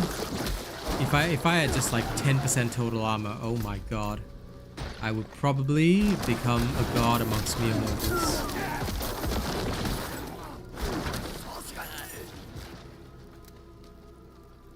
Yeah, nothing wrong with discussing it. It's a topic of conversation. Knowledge is never wrong. I've given you guys the recommendation, but it doesn't mean seeking knowledge or ideas is wrong.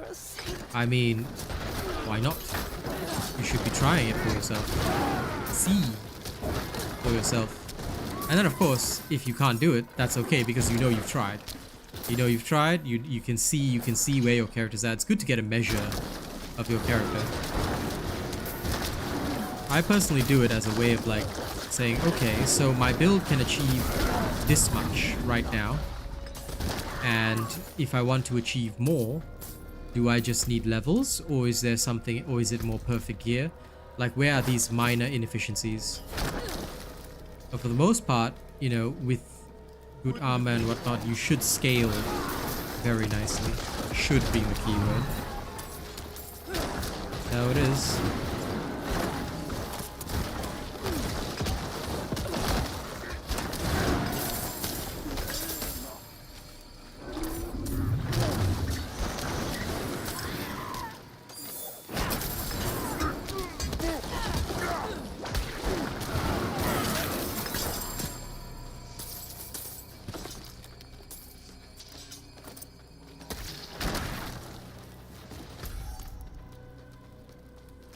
Hello, Boog. How are you?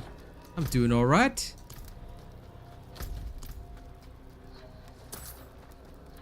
Just slaying my way through things, letting the active viewers enjoy the show.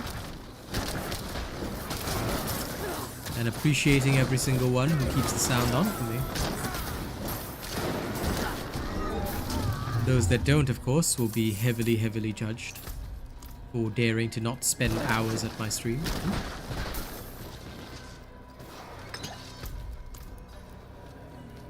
Yeah, we'll see how they change the way things are played.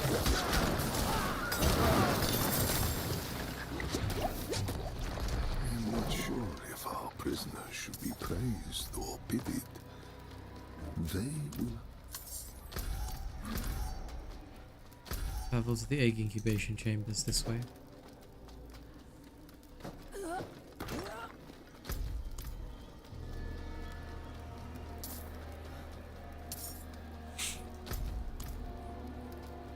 Yeah, armor is an extremely valuable thing.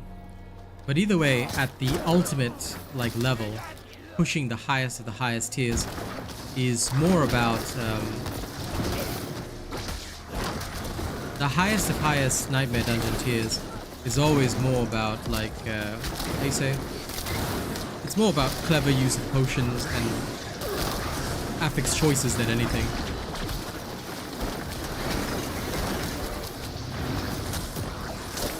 Because just to give an example, like if I were to use this current environment as an example,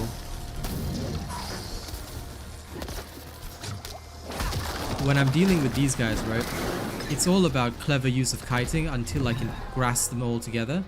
Then once I grasp them all together, it's instant GG. Like, these elites stand no chance, no matter how strong they are, because I know that my ultimate bone cannon can like two-shot them at this level. Doesn't matter that they're level 96, you know, they're dead. I think that's where, you know, a lot of players unfortunately go wrong. Although the damage reduction is good, the real problem, the real issue with characters like the Rogue is the need to stay mobile and the fact that CC is everywhere, which makes it stupid. Like, if CC was not everywhere, or let's say you get CC'd and you get out of it, there should be a cooldown before you can get struck again.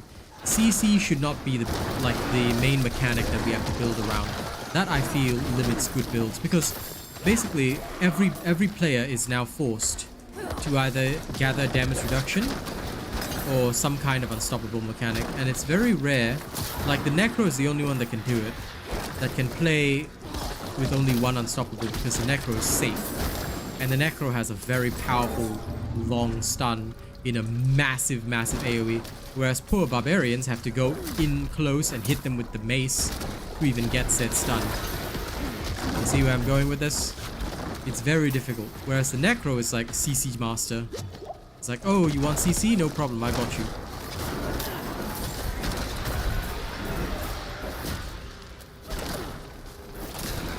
Like, this I feel is just bad choice of mechanics. But I feel like they've literally built their entire game around the idea of CC and how it interacts with everything. You know, and again, this is not something that I feel should be what the game is built around. Topaz in my armor? No, absolutely not. Rubies only. I've never once used a topaz. I only go rubies. Because that health buffer is too crucial.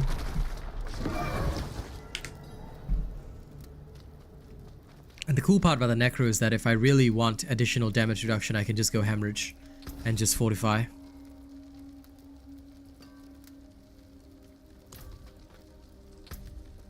Which would be perfectly fine. If I wanted to. Yeah, no, topazes don't interest me at all.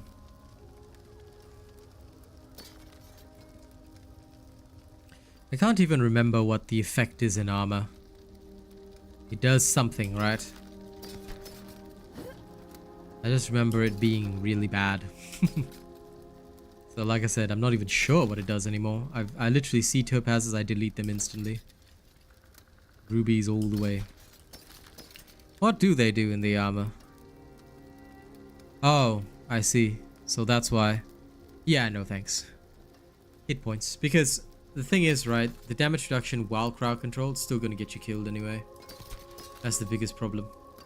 If it wasn't for that, I might be more inclined to use topazes on the rogue, yeah. Because it does make sense, what you're saying. It's just that it's probably not worth it. And at least like barbs, they can go fortified very quickly and get damage reduction while fortified. Although I still wouldn't give up max health.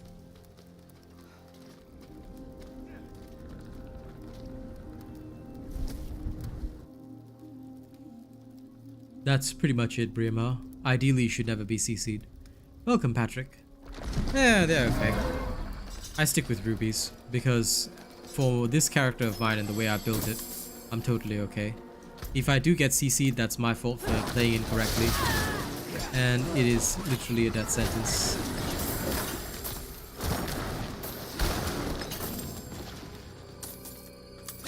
Because my character is artillery anyway. If I'm on the front lines, I have screwed up somewhere.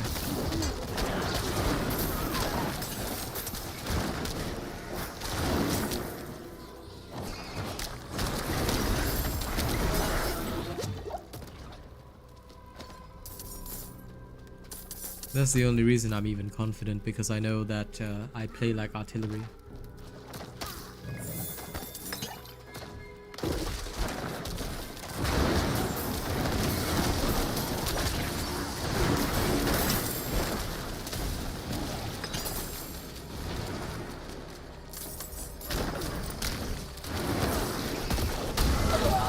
See, even just like that, one unfortunate hit and it's over.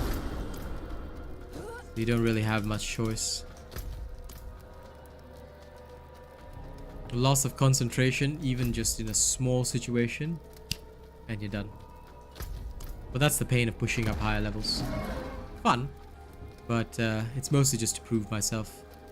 Technically speaking, this would not be efficient leveling.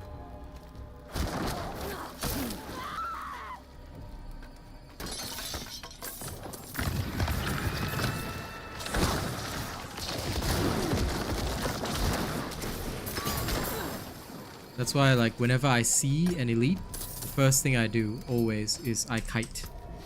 I'll kite them back or try to yeah, no chance on that one. But that's because, you see, I failed the most important principle. When I see an elite, right, my role as Necro, ideal playstyle, assuming I don't lose concentration, is I need to back up immediately. I need to back up and say, okay, whoa, this is not happening. We need to adjust. And from there, I'll just say, okay, so if I need to adjust, then how do I adjust? Blah, blah, blah. Lightning Storm and Resource Burn, please go away. Blood Blister's okay. Barrier Break is fine. Drifting Shade, I do not want. Volcanic, but Armor Breaker, no thank you. Drifting Shade and Resource Burn, easy clap. Drifting Shade and Potion Breaker. I'll try that one eventually. First Carlo, now Leah. Realistically, no, but at the same time, it's a good way of testing. Because ultimately, when you're talking about tier 100 Nightmare Dungeons, the enemies are far above your level. I feel that, to an extent, it's also better to get used to battling hardcore early on. Saves you the trouble later on of adjusting.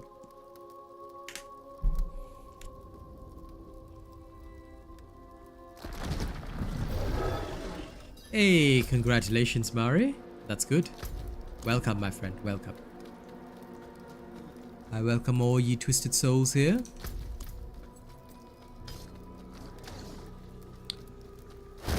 I'm just desperate for the glyph XP to reach, like, the truly maximum level of my potential.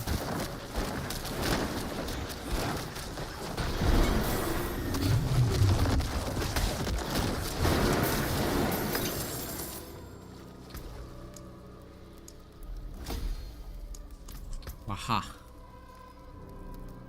Now.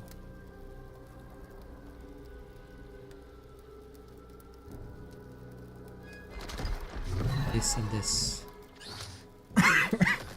3 more points in there.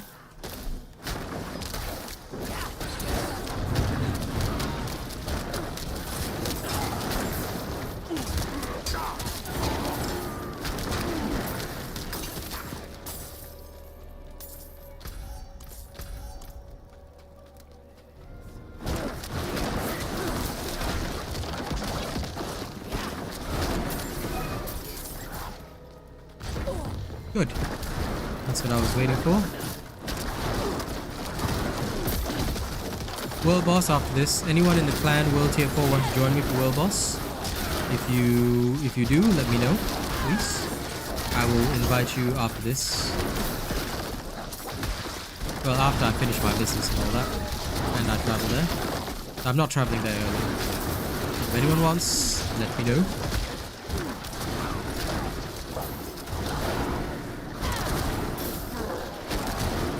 Well, technically speaking, yes and no.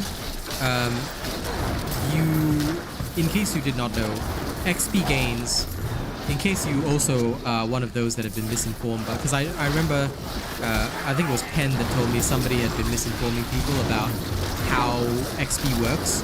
You should always be fighting at the highest dungeon that you're comfortable with because it gives you the maximum XP. So if you measure TDK, time to kill, and you're doing completely fine, like let's say 15 levels above you, then that would be your ideal dungeon to farm because you'd be getting maximized XP and whatnot. So you don't have to, like, the bonus XP only goes up to 3 levels, yes, but you still gain higher base XP. So it'd be higher base XP plus bonus.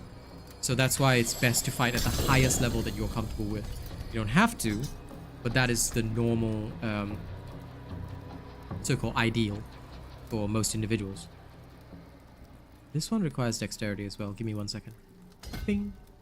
And I'll grab that soon.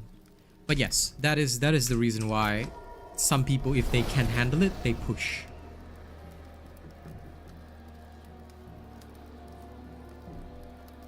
But I also want the, yeah, also focuses on easy affix, that's true. True. But I also want the bragging rights. Like one day I want to attempt the super high nightmare dungeons with all of you guys, and that is my ultimate goal with the clan. But that'll be more season 1 than now, because now obviously we're all just learning, and with the season coming so soon, there's no point in pushing too hard.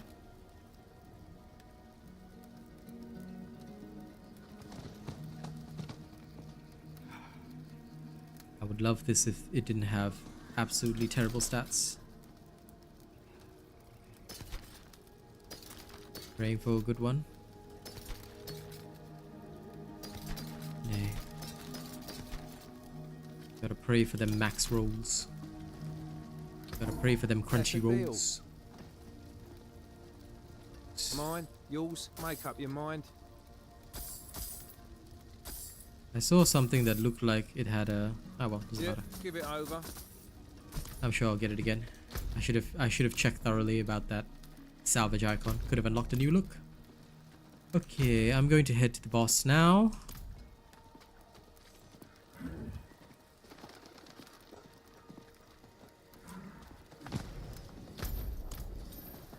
That's why I'm still waiting for one of you rogue enthusiasts to make me a viable endgame, like range build that I can actually play.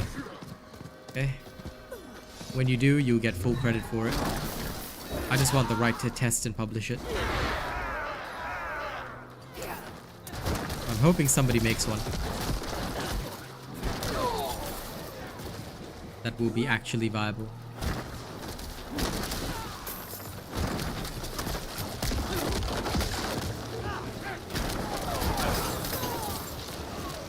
Being in the normal world after all the nightmare dungeons is hilarious. It's such a relaxing experience.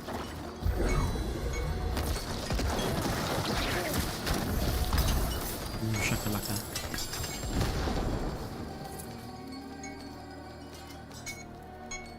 Oops. Sorry, that's my world boss alarm. Let's go.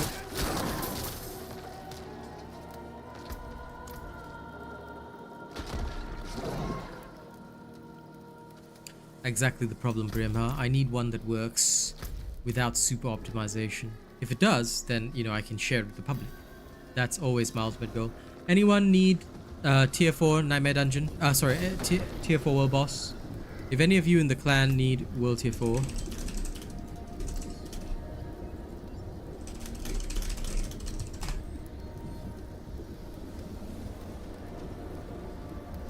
look at this guy asking for a party. Pfft. Well, maybe you should join a clan then, Grazki. Learn to come to my streams, maggot.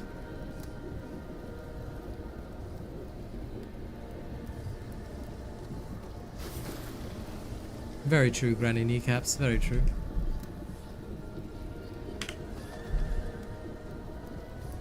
Okay, Pen. Pen of the Sioux? Shit, where are you? Where's Pen? Well done. I don't see you.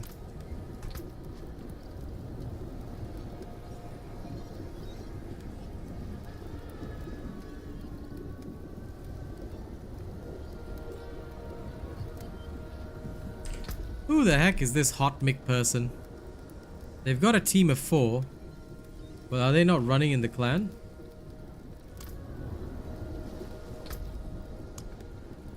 Does anyone know Hot Mic 45?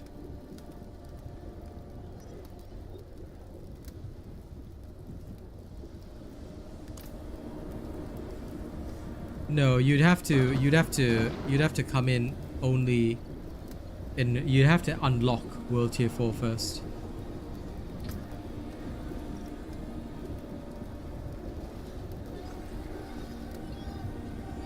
Robot Nation.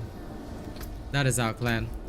But keep in mind that if you join the clan, alright, I'll be very disappointed with people that don't play with clan members or they run on their own. That disappoints me greatly. This hot mic, if I don't see them at stream soon, I will have to remove them from the clan. Ah shit, it's already started, my friend. I don't think Ashava's gonna last.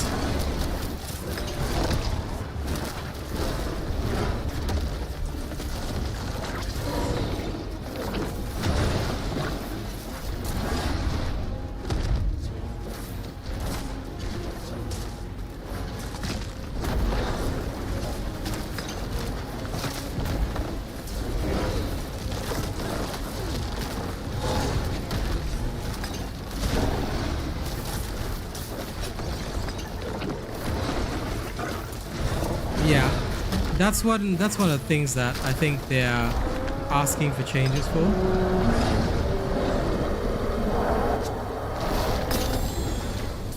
We have no requirements in this clan, but do remember that loyalty matters. So if you guys do join up with the clan, like I said, we've got no requirements, we're casual. But if you're not part of the streams and you're also somebody like Hot Mic, I can turn you out instantly. I'm letting it go for now, but Hot Mic is already on my chopping board.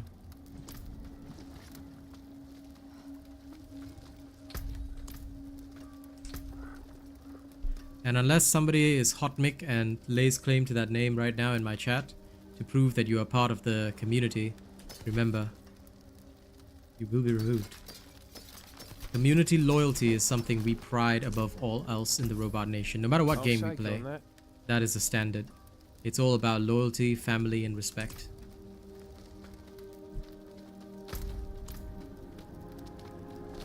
World Tier 2 boss should still be up for those in that World Tier. But World Tier 4 dies like instantaneously.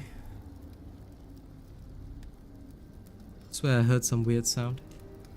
Okay, let's see. I don't look at my stat totals. I just look at each individual item, right? And I just stack as much as I can. It's alright, Pen. But I try to get near close to max rolls on all of them. So I always look at like what are my current rolls and can I roll a bit higher? Okay, no problem.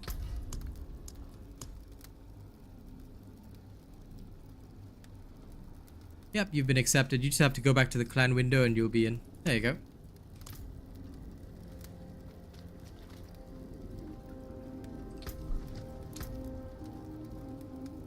Critical strike damage seems to be about 145, crit chance 37.9, crit with bone 169.5, vulnerable damage 154.4.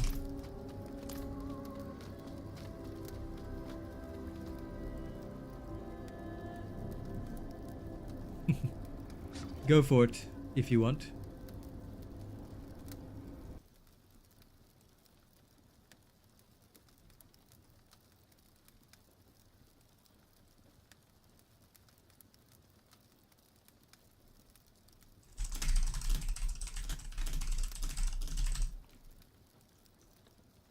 Yes, because crits are the most important. Crits and of course vulnerable.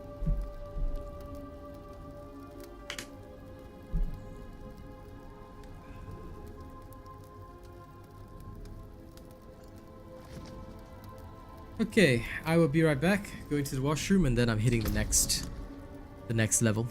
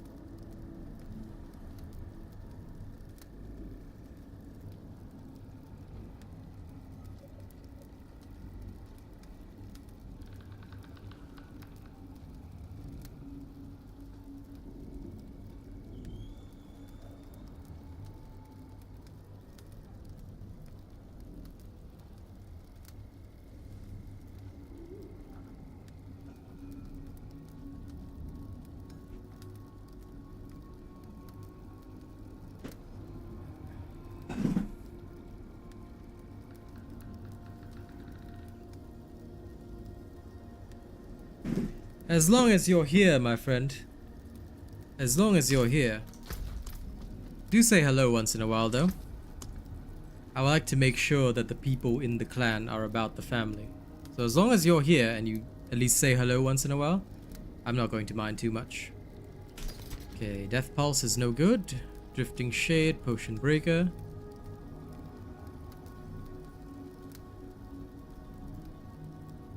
Yeah, Pulver Slide is okay, but too many uniques. That's the only reason I stopped that. I need a different build for Druid in the next season. I'm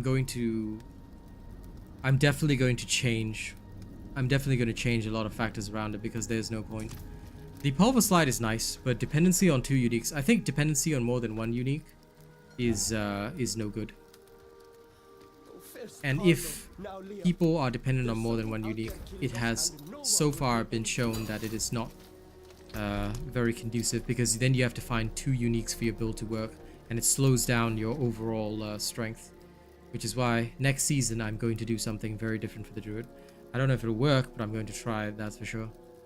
As long as it can give me some opportunities, that should be fine. I haven't tested how bad Drifting Shade is. I'm going to try.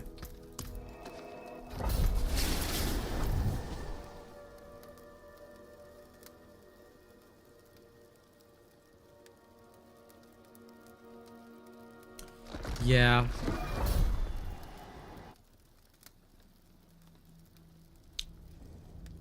That's why I stopped playing Pulver Slide as well. It just annoyed me so much, but I wanted to change. I wanted to change the way that things run. So hopefully when Season 1 comes out, I'll start running some experiments. Because I'll get it leveled. But I need to make sure that it doesn't end up exactly like my Pulver Werebear. Fun as that was, yeah, I know. Funnily enough, I have both Tempest Roar and Mad Wolf's Glee, but I don't have the Great Staff of Chrome, which I need to try out the Raging Storm Wolf build.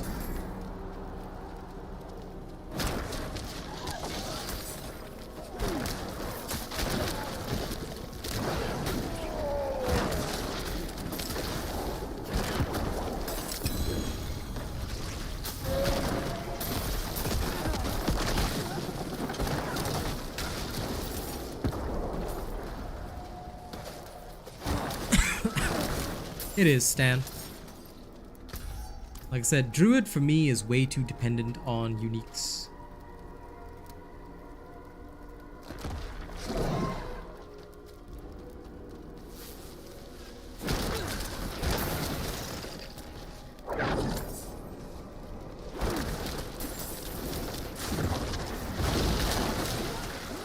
I don't mind boring if it's functional. Like, if it genuinely functions well, okay, I don't mind boring.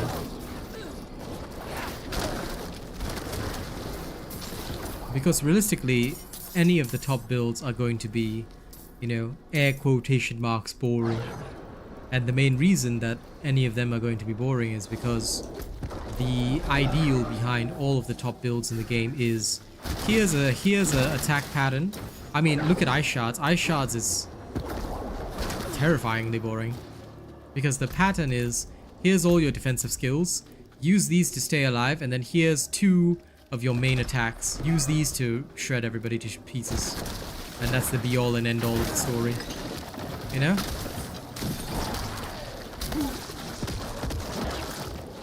So that I found wild.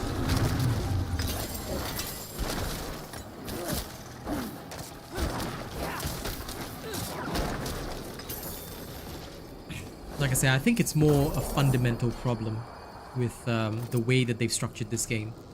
Because it's not that it's a bad thing or whatever, but this game fundamentally, at its very fundamentals, is designed in such a way that CC, all that kind of stuff matters way too much. And because of that, almost every character is pigeonholed into one particular way of playing. Also, this is really not bad. This is actually going well. Whoops.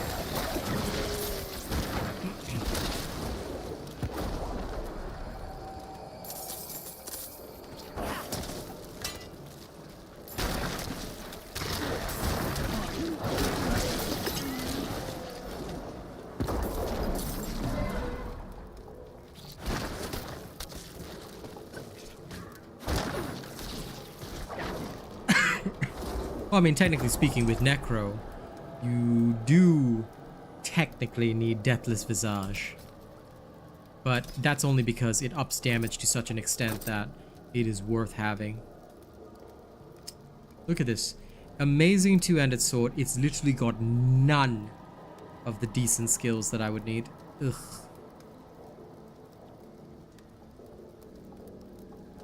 It has core skill damage. Crit strike with bone. Baseline crit strike. If I re-roll the damage to ultimate skill, I'll have to see how that one goes. But I'm going to try and re-roll it to vulnerable damage, and that'll be perfect. That'll give me the multiplier on multiplier effect that I need.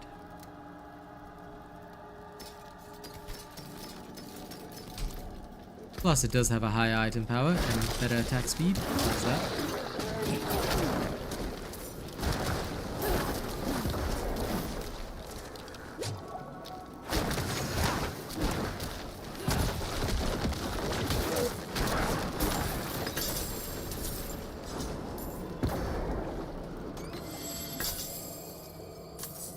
That is true. That is true. I cannot deny that, Briamha.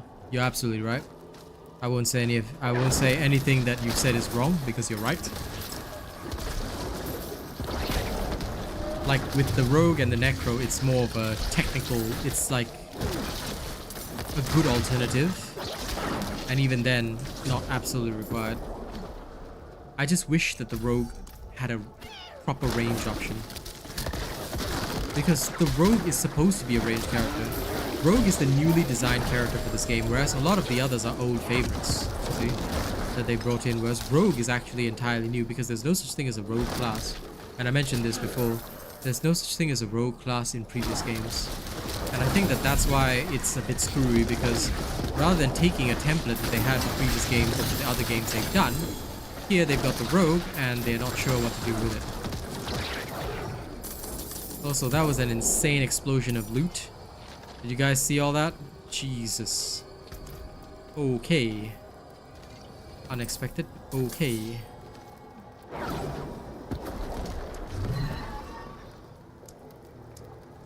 Vulnerable damage increase.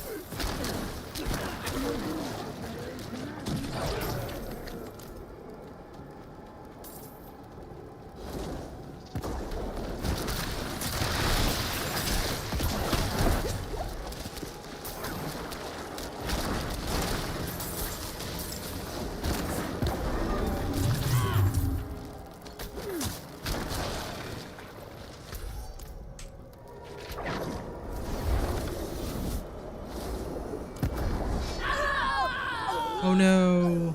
Lol died at the end. Just because I forgot about the drifting shade. Okay. Time to head back. Not that I care about repair costs anyway.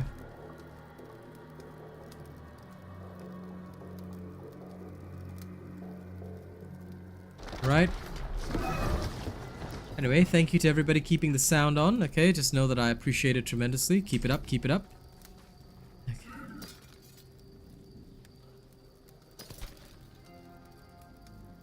Focus, I don't care. This one no good.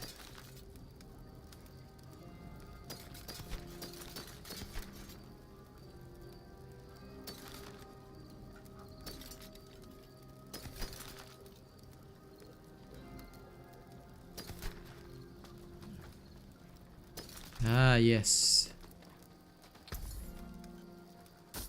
Now I remember damage while crowd control impaired.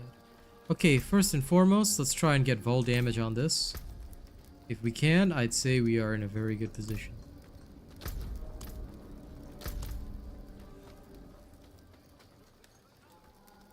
Then we'll see about adding some legendary aspects. 2 slots, of course.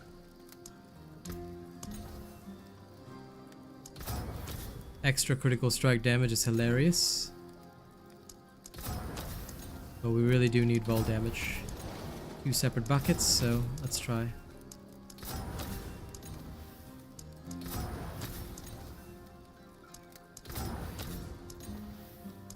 Nope. In all these rolls. What a failure. Well, still. Let's go try things out, eh? Never know when you'll find something better. Then we need to just unlock 2 slots. Stones, beautifully cut.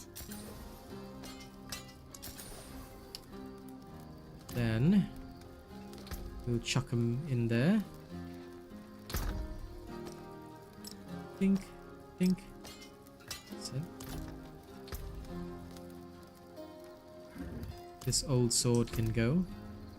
Now what we're going to do is we'll take this old sword, we'll remove it. We'll fully upgrade this one. So this ancient sword, gone. We'll keep the scythe here. I'll fully upgrade this. One of my better pieces. And we'll go see what the performance is like.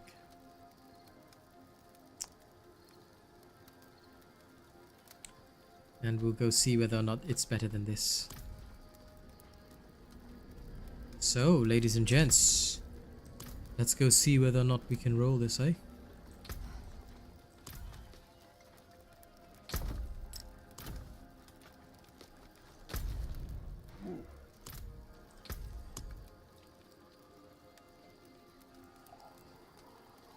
Resource burn not happening.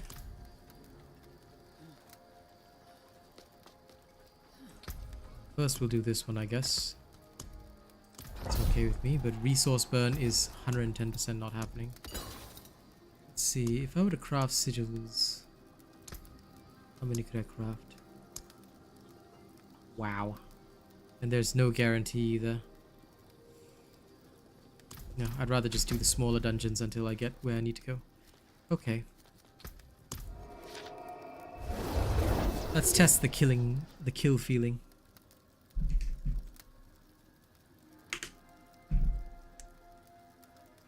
If it feels just as good killing, then we can use this. If it doesn't feel as good, then we'll swap back to the scythe.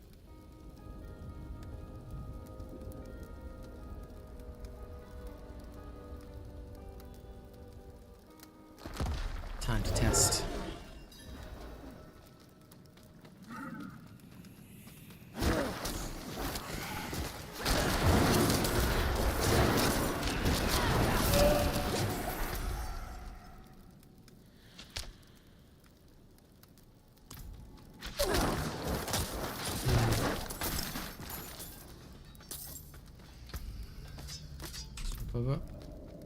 I mean, a part of that could be due to yeah. Even with the higher baseline, I don't think it's hitting enough.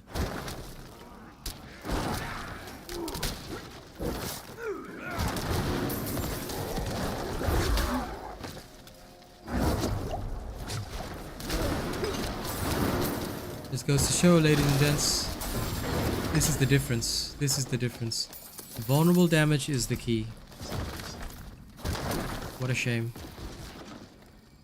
So everything that you have must have vulnerable damage. It's too much of a crucial bucket. Even the increased DPS per second did absolutely nothing. Oops. So be very aware. This simple experiment has shown that vulnerable damage supersedes everything.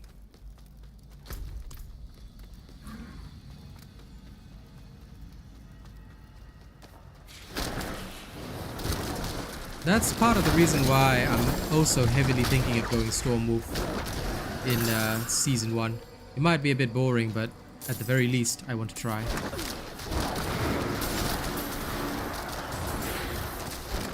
Might make some crazy things possible, you know?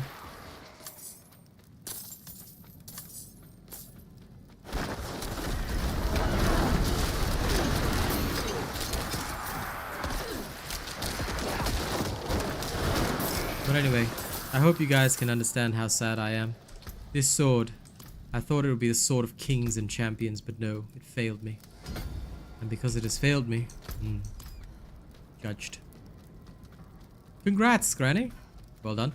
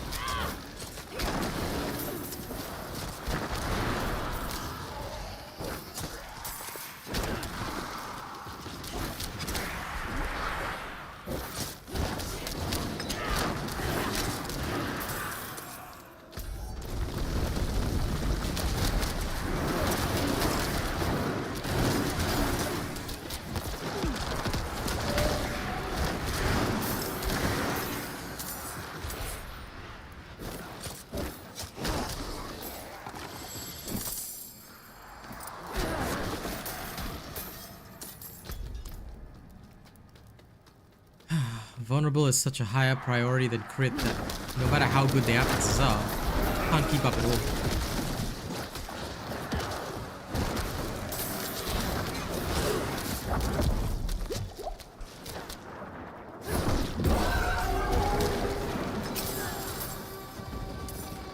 Just like I mentioned, disappoints me.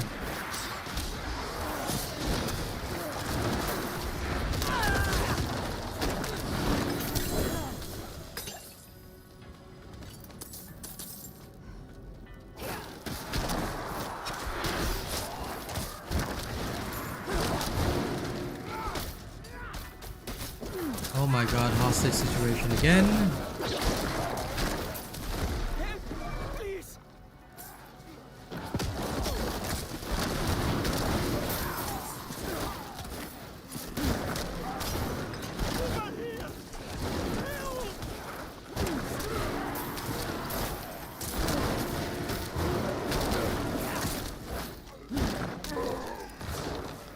Whoa, guys, that was a weird rubber band.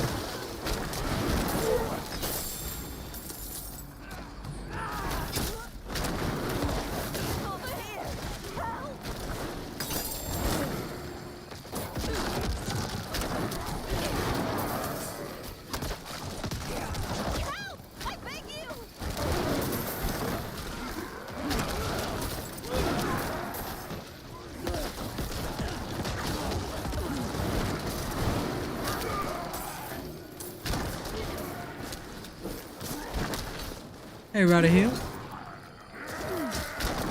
What's the best way to level up 1 to 50? My honest answer to that is side quests and dungeons, actually. It's best to just rush those. Because side quests give you a good amount of XP, and in the early stages, they're actually pretty decent. Then dungeons and world events along the way to said dungeons usually is the ideal for me. That's what I plan on doing every season. Hey, Rider Heel. Good to see you. Yep, it's crazy how much, so excuse me, it's crazy how much vulnerable damage matters over everything else. I find it a little silly, but it's the utter truth. Vulnerable damage just supersedes everything, and that is a whole nother ball game of messed up. I'll tell you that much.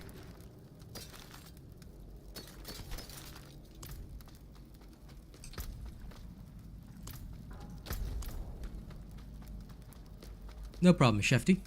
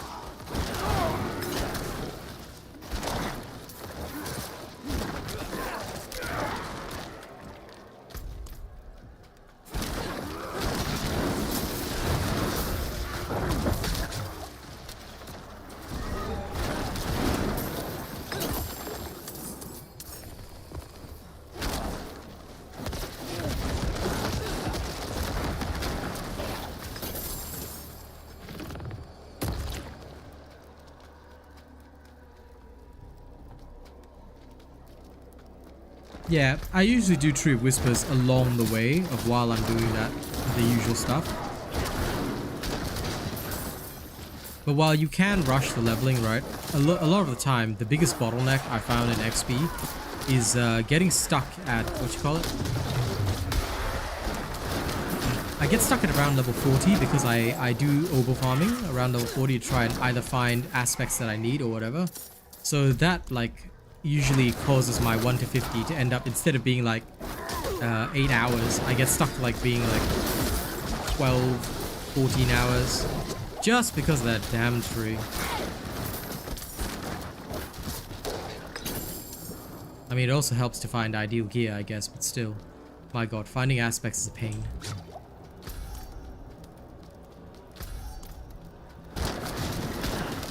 Because some builds, unfortunately, you got no choice. You're literally required to be stuck with it.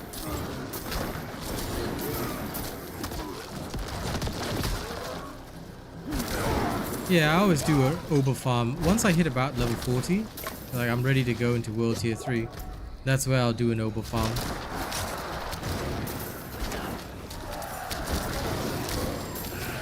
Because that's where you'll start to see all of the things that you need come together.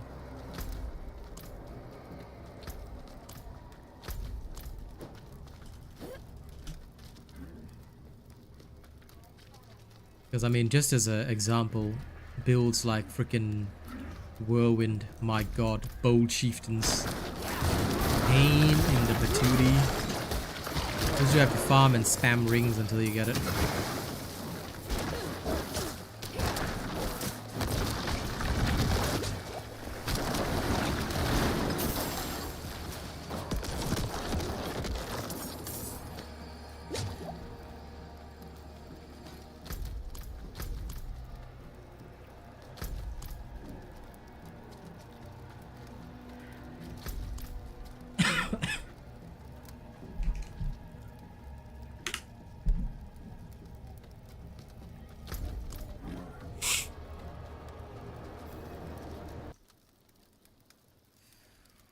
And thank you to everybody who's keeping the sound on and of course liking the stream. Thank you, thank you.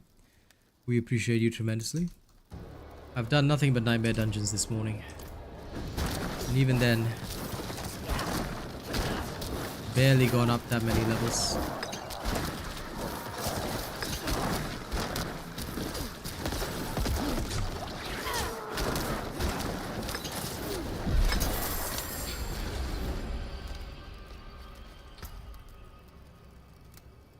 I was hoping mentally for a second that that was Deathless Visage, but it wasn't. Okay, exploit first.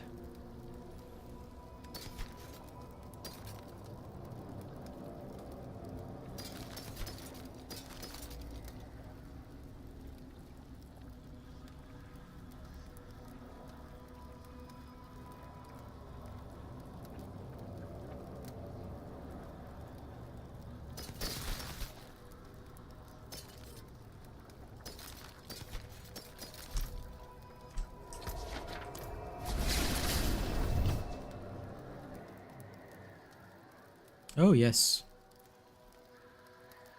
Because all you have to do is just pull them all together, shoot through. 1 second, yeah.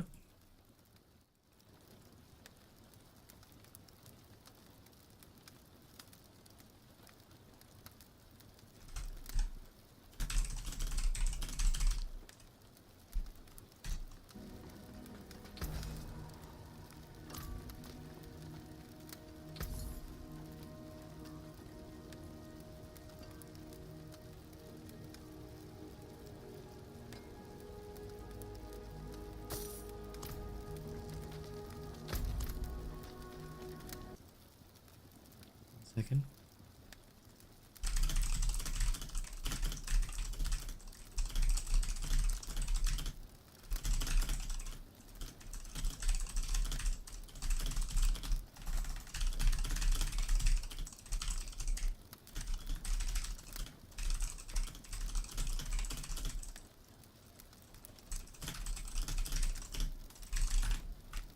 Okay. Had to type a quick reply. Hey Day, what's up?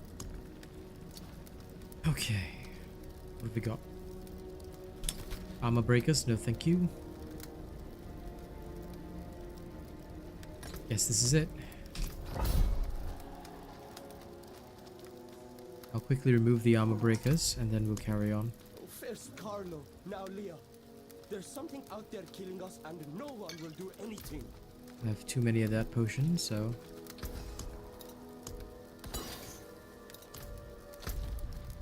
Let's go. YouTube chat has a weird way of doing that, my friend. It always, like, if you write an emoji with a long message, it deletes it and just puts the emoji there.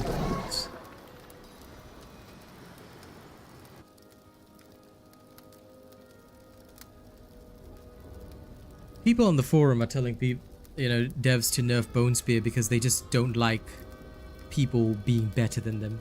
They're like, "Oh, this character's better than my character. Boo hoo hoo."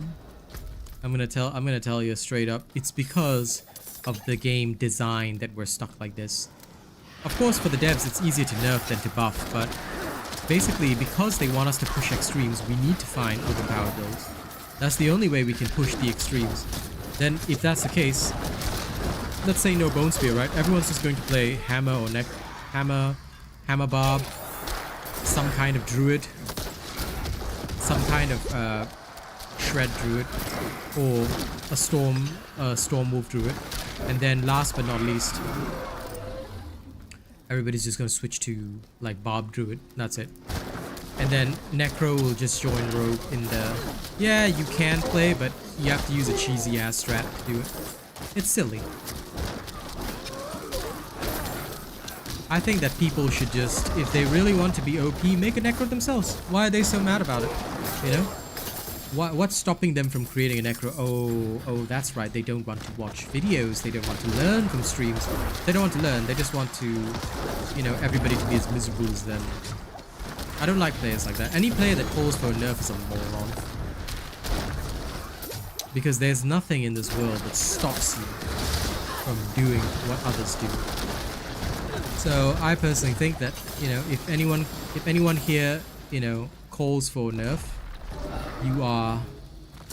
you literally, I would go as far as to say that if you are the type of person who calls for a nerf, especially when it's a non-exploit based build, you should probably take a very good look at yourself. Why did I die? Something went wrong there. Give me a second. Yeah, exactly. There's a lot of people that are like that. Well, that's okay, Day. Come and hang out for a little while before you start work. Now, I need to figure out why I died there. Because I have more distant damage reduction than I have normal damage reduction. So I think it was the Wraith. The Wraith might have one-shot me. I'm going to be extra careful.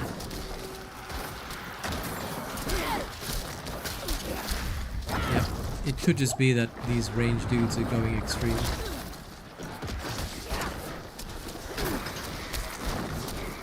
Ranged minions are probably the most annoying. Because they can dish out a whole bunch of damage. Like, why aren't our bows as powerful as the ones used by these frickin' wraiths?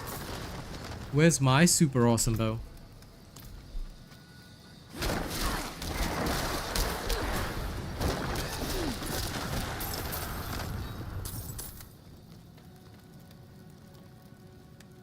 No, because I would never touch a bone golem. But we could try. Why not? I would lose by some damage reduction, but that's okay. Or science.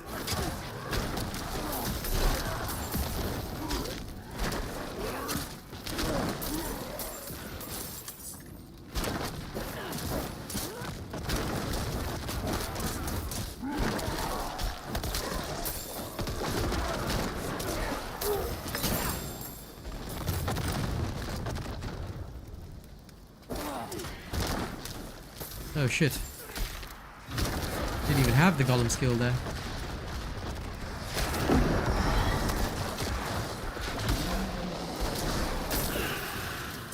Seems to be the same. That and my bone golem's already dead.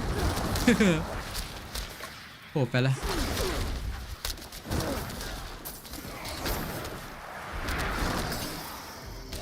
Is this entire dungeon filled with ranged minions? That is so annoying.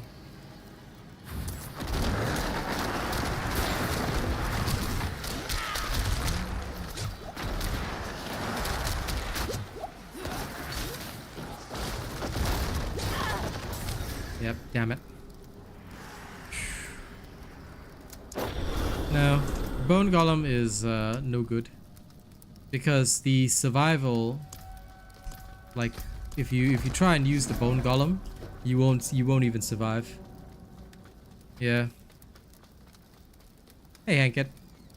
But yeah, no, the Blood Golem is too necessary, especially in this weird dungeon. Maybe it's because I've never come here, but like, why is every single enemy ranged? It's like, is this some magical affix that I didn't know about?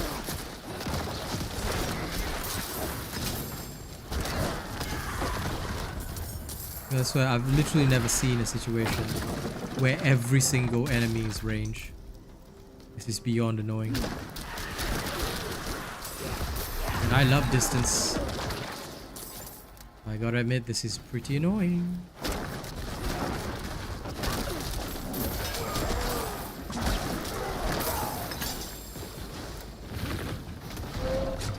There goes my golem again.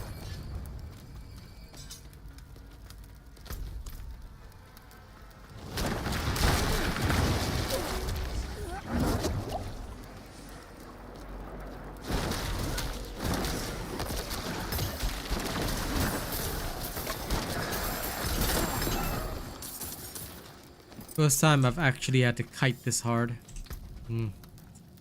My disappointment is immeasurable. This.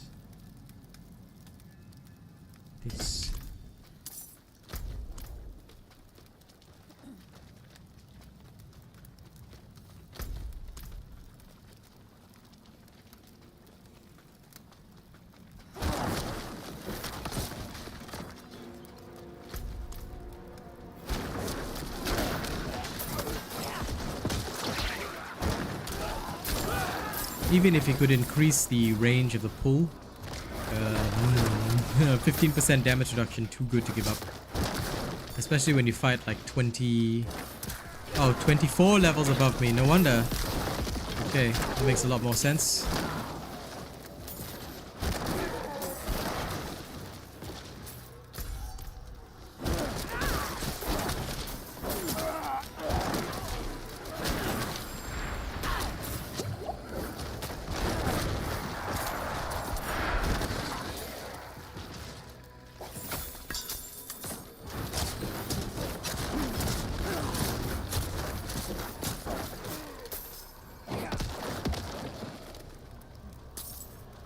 Use the basics to build up again.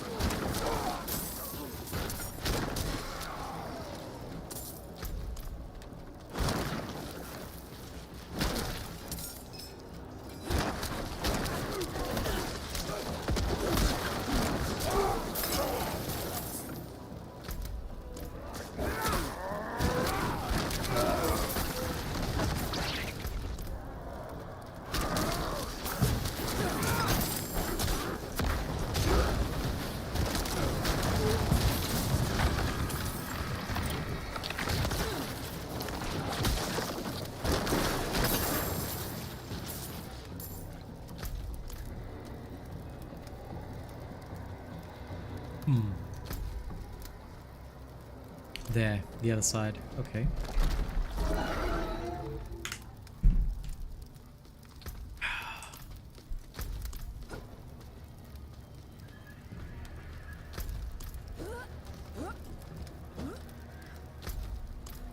might actually be able to get to level 75 before the stream ends. Not too bad for a quick morning of leveling.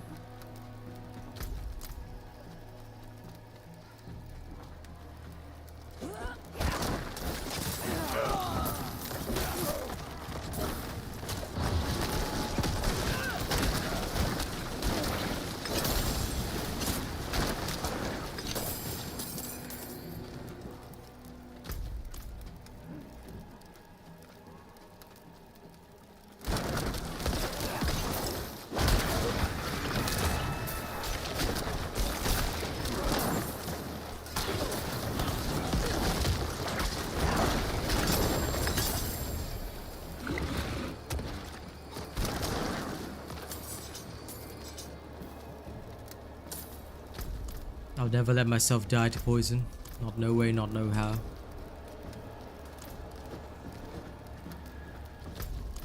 Let's go.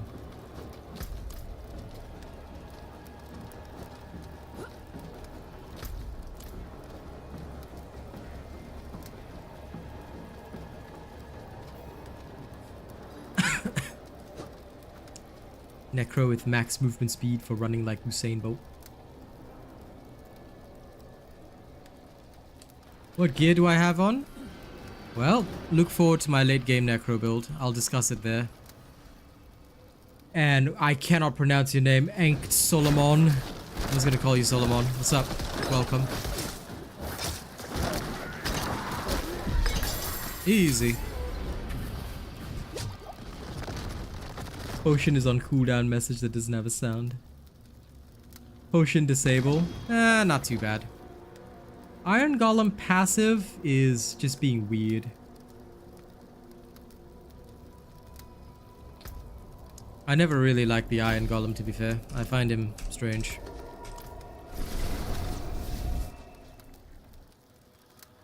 Yep. You shall be called Solomon because there's no way I'm pronouncing your name. You have to give me an easier YouTube name to pronounce or be satisfied with your fish name. Okay. Thanks on this. What's my highest crit damage? Only 1 mil. Because the Necromancer, you don't have to worry so much about, like... You don't have to worry so much about how much the crit is. Rather, you just have to worry about how frequently you crit. Because if you're doing 2 mil within the span of 2 shots, and not counting the return shots as well, you're easily stacking up 8-9 mil in total. And most enemies don't even have anything near there. So realistically, you're not too bad off.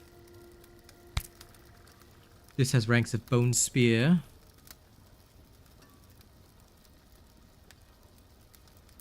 I would lose lucky hit chance. But it does have good crit chance in Bone Spear. Temptation. But unfortunately not good enough. It needs at least 1 maxed out stat for me to accept it. So the answer is no. You are denied. No. No. Already have great pants anyway. No. Unless there was a perfect roll, then I would switch, but no such thing.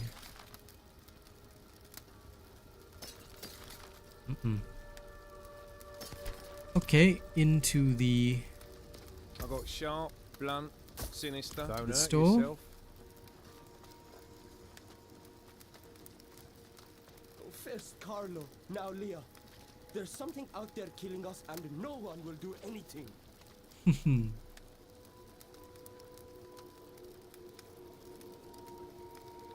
What is Demon's Wake? I can't remember that affix. Either that or I'm just not paying enough attention. Okay, good. Still intact. 5.5 second DR, but I'm not going to use it now. Maybe later.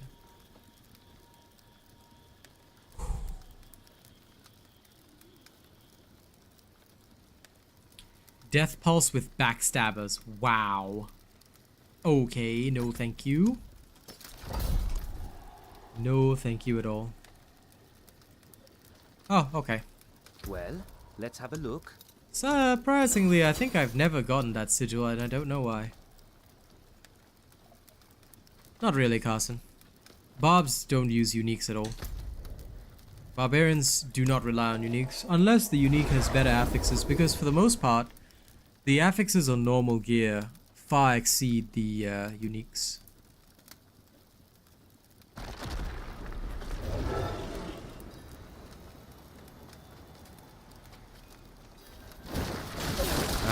You're going to have to be more specific on what you're asking about, Mr. Solomon. Because we have no clue. If anyone knows what he's talking about, please feel free to answer on my behalf, but I've got no clue what he's asking about or referring to. But listen, range is a huge problem, Hankit, so even just there is a problem.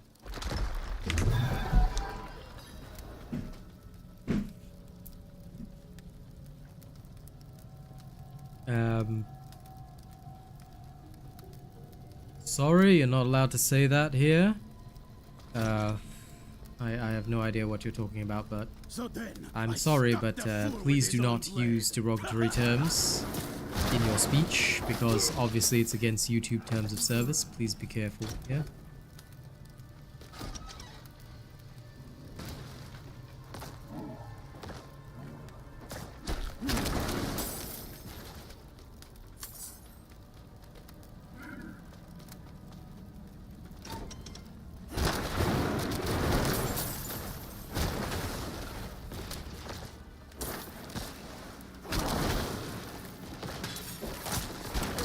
Butcher.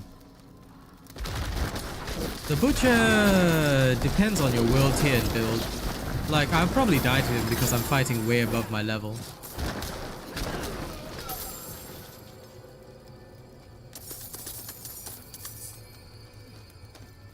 But yeah, for the Butcher, he's a tricky one. He can be handled with some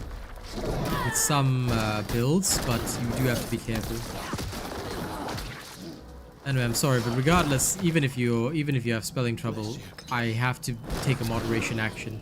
So I hope you understand, because it's against YouTube in terms of service. So if you say something that could potentially be seen as against terms of service, regardless of whether it's misspelled, I sincerely apologize. I have to take a moderation action for the safety of my own channel. So I hope you don't mind.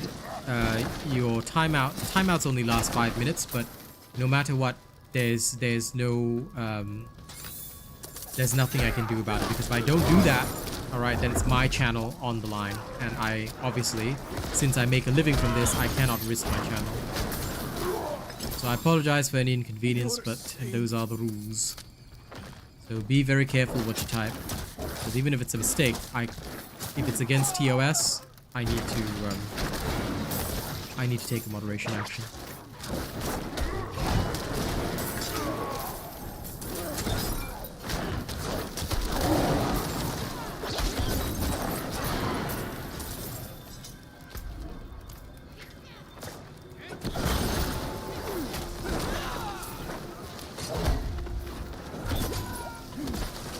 Oh, he's talking about the Golem. Yes. That is one of the Necromancer's abilities. Specifically, I'm using the Blood Golem. This was discussed in my Necromancer build video for early game as to why it's used over the other golems. So you can refer to that video if you need information.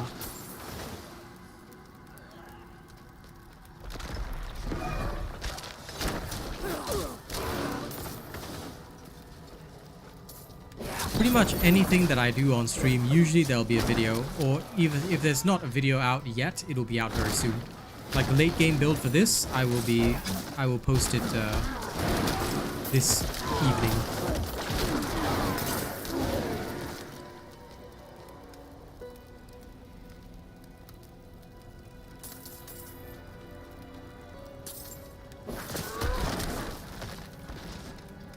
Welcome back. Congrats on your name change. But yeah, if you're talking about the golem, then yes, that's the blood golem. You can refer to my latest video about the Necromancer, the one where I discussed the build from 1 to 50. You can refer to that video. It explains pretty thoroughly why we use him.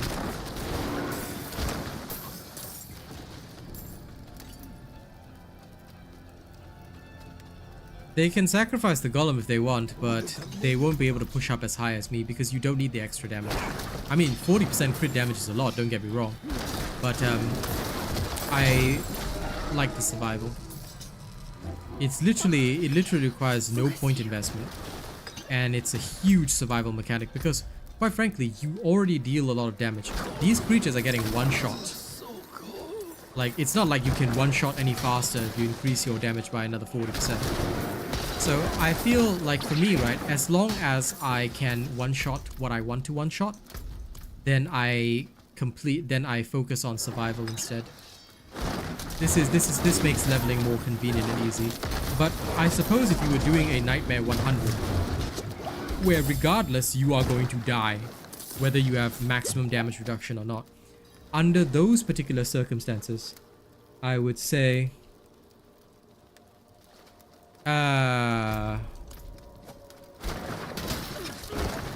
doing that is also against YouTube terms of service, so please, because it can count as faking subscriber counts, so I caution you, if you've got 2 YouTube accounts, just follow me on one and don't try and break a timeout by switching accounts or whatever, because that is also a bannable offense. And second time I will have to take action. Do not circumvent timeouts, chat bans, anything like that by switching accounts. If you do so, unfortunately, that's against TOS. I would have to take an action. This time I can just warn you, but if it happens again, please be cautious, alright? I don't like to moderate if I don't have to, but rules are rules, and like I said, I make my paycheck off this, so please be aware. I take the rules seriously.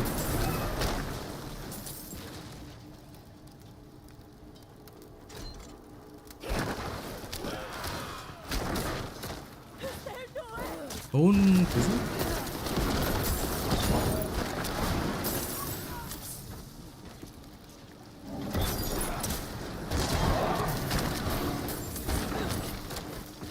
You sacrifice what?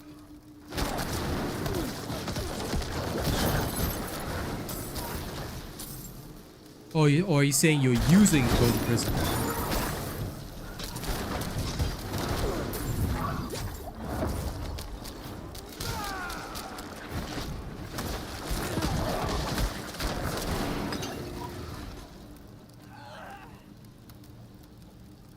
Okay, Mr. Martin, if you're going to have the problem with me, let me just remove you from chat entirely, okay? You can enjoy being permabanned now. Thank you, Wanderer. Goodbye, Mr. Martin. Without I hope you find a better way of life. Okay? I can manage from Respect here. for the streamer is very important. If you can't respect the rules, then please leave. Goodbye to you. I hope you have a good day. Find someone else to bother.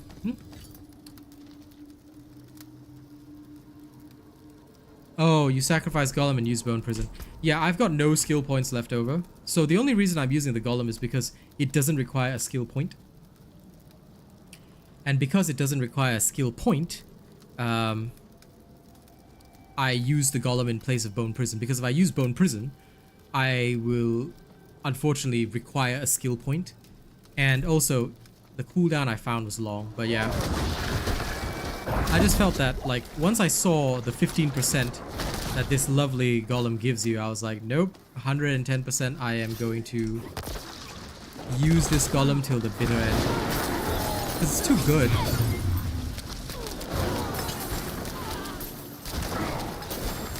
Also, damn Suppressor. Look at him. Making me actually kite. Normally I don't have to bother kiting, but Suppressor plus CC, no thank you.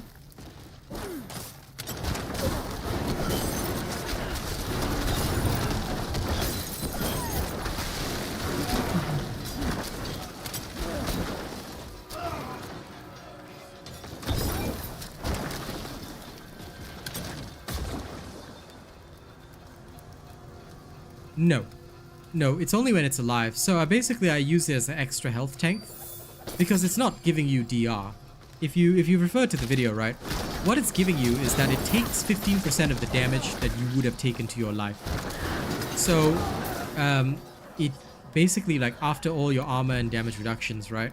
Whatever damage is left over that would have gone to your life, it takes 15%. It takes 15% away from that, which is helpful and useful, and it's why I like using it, because it basically is a saving grace. Oh shit!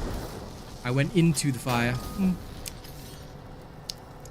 Sometimes I hate the more tight corridors because they basically make it so that a mistake is going to put you into the fire, not out of it. Hiding is also a bit tougher, but that's the danger of a ranged class. Hey, Mind Freak. Yeah, we're doing good.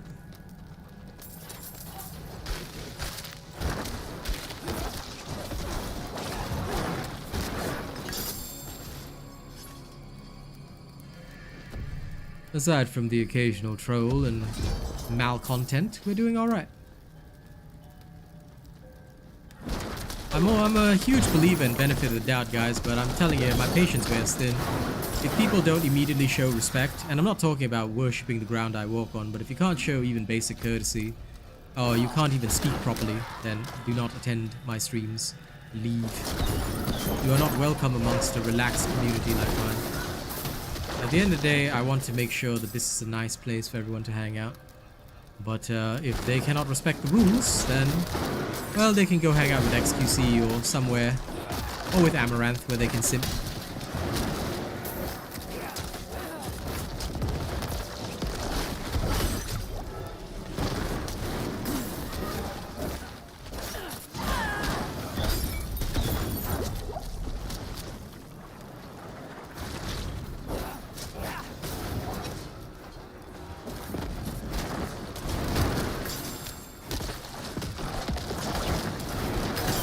I don't mind the tight corridors, but I need to move them into a place where I can grab them, and it's so hard to coordinate because I need to pull everybody together, and some of these creatures are just annoying. They're annoyingly shaped hitboxes. Yeah, basically his message required approval because he delivered an insult to me. So if you're going to insult the streamer, you know, or call them names, or, you know, be upset in some way because I mentioned terms of service, well, listen, I live off this as a job, so like I said, anyone that shows even the slightest disrespect, I have no trouble banning you. And again, yes, of course I want the 30+ viewers, but once again, I'm going to state it very clearly. We have rules to follow. Number 1, come only on your main account. Do not circumvent bans. If you try to circumvent bans by switching account, you are automatically classified as a troll. 1 warning will be given, and if you still cannot obey that after that, then I will remove you from stream, because I do not want people inflating my sub counts, things like that, you know, by using 2 accounts. Doesn't matter. 1 account only. Unless very clearly you are doing it not to circumvent a ban, but to support me via, like, for example, if you're supporting me via your phone data, which is a completely different ISP, as well as your main PC, then that's totally fine. That's okay. Some people do that as well to improve my revenue earnings. That's fine. But if you were to do it, if you were to using it to, like, circumvent a ban, you cannot do that. Yes. Just wait for your timeout to go off and come back. And, you know, just say a quick sorry and nobody's going to bother with you. If everybody maintains that respectful atmosphere, then it's pleasant for everybody. Those who don't maintain the respectful atmosphere, then no matter how much you support my content or you like me, you're still going in the bin, because I do not want those people around my community. Cultivating a strong and supportive community is what I'm here to do. So I am not going to keep around people that get upset at the smallest things, because unless you are paying my salary, unless you are the person who absolutely guarantees me that, yes, you pay half my income, you don't have a right to be upset or anything. Moreover, if you're a free viewer, sorry, if you're a free viewer, you accept the rules like everybody else, because we're all equal here, you know? What's my highest level Diablo character? I only have a barbarian at level 82. It's the pre-season, so I never really went high with anything. I mostly just played what I wanted to play, learned everything. But in season 1, I'm taking everything to 100. The Barbarian and this Necromancer, although this Necromancer is like a 5-day-old character, is probably my highest, I would say.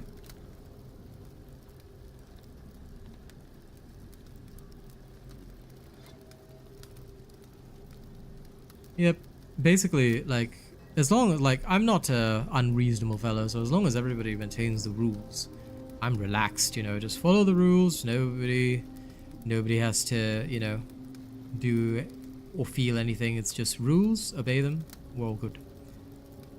For those that don't, then, well, I mean, kind of asking for it, eh?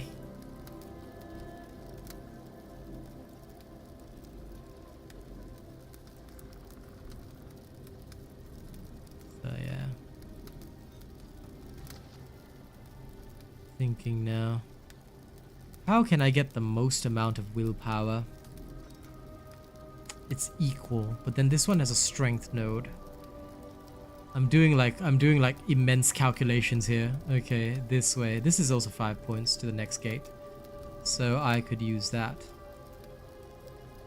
And then this means that I can go this way down.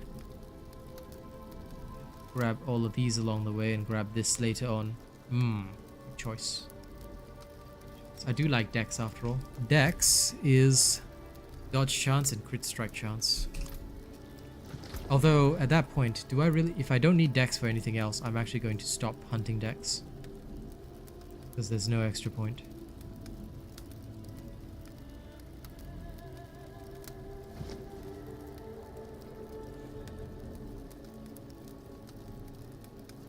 I'd rather hunt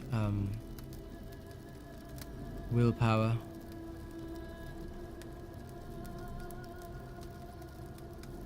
So I could go here, this way, willpower, and then that. So I can avoid more Dex. That's also a good potential. Yep, we seem to be set on most things. But I guess I do still need some Dex for this. But there's plenty more Dex around the area, so I'm not too worried. Okay. It's like the set. Yeah, Necro is definitely strong. I'm looking forward to it myself. I personally enjoy the Necro a lot. It is very fun. We got a lot of sigils in that one. I'm just going to check. Armor Breaker, no thank you. Death Pulse and Resource Burn, that's evil. The lower tier sigils have to go, unfortunately. Okay. Yeah, I mean, roll whatever you feel like. At the end of the day, you just have to roll what you're comfortable with. And as long as you're comfortable with it, you know, you're never going to be wrong. Okay. Later this evening, more farming. I'll just keep pushing the 42s until I get better sigils. Because I'm not going to waste my time crafting a new set of sigils. Not just yet, anyway.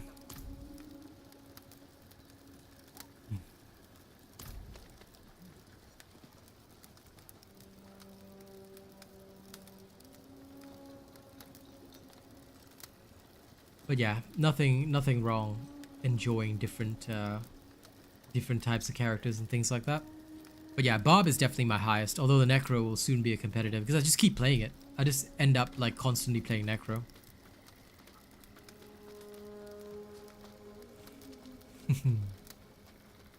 You know, one of the things that I thought was weird, and I'll say this before I go, the what you call it? The grenade skills. I wish that the rogue actually had like active throwing grenades. Like that would actually be kind of cool, and it would make grenade skill. It would make it a very unique class, and it would make it a much better unique class than what we have right now because the grenades are mostly defensive. Give me explosive grenades. Turn my rogue into a demolition expert.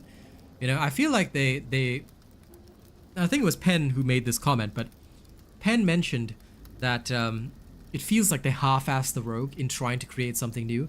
And now that I've played a lot of the other classes, especially classes that we've seen in other Diablos and things like that, right? I feel that he's absolutely right. I feel like in trying to make the rogue something of a new class, they really half-assed it and gave it like all sorts of weird things that don't gel together, you know? Whereas the idea behind the rogue, I personally feel, should have been, rogue should never have been melee in the first place. Give them bows and daggers, but the daggers should be like a supplement. Like, give the rogue a unique mechanic so that if you attack in close range, you use your daggers. If you attack in long range, you use your bow. And, like, have them be a switch class, you know? Like, some skills will operate differently depending on distance, which would have been a really cool mechanic and something unique to the rogue. But instead, no, they tried to make it like everything else, and then they half-assed it. So the rogue didn't get any love. I feel that they should completely rework the rogue.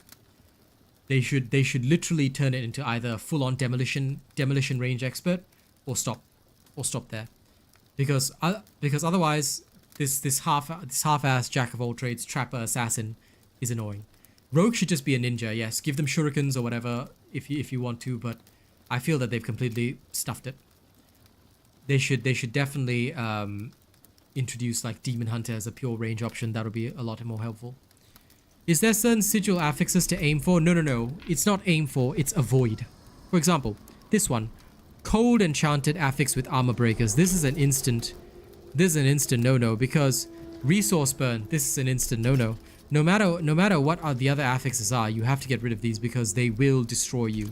So once you see certain affixes, there are certain affixes that will result in your death, or in the dungeon taking an obscenely long time because of the difficulty associated with said affixes. So that's what you have to be really careful of. And as long as you're careful of that, you're okay. But if you're not, then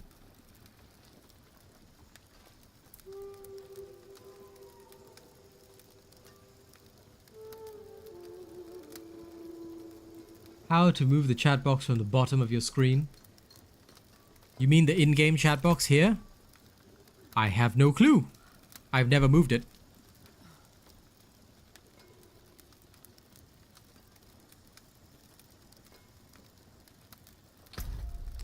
So there must be something under social.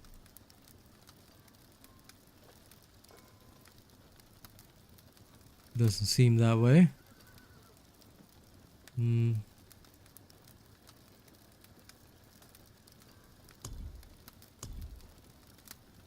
Could it be accessibility? Maybe it's a drag and drop kind of thing, eh? If you move the ability bar. Oh. How do you move the ability bar then? Because like I said, these are not things that I ever do. My ability bar is fine where it is. Let's see.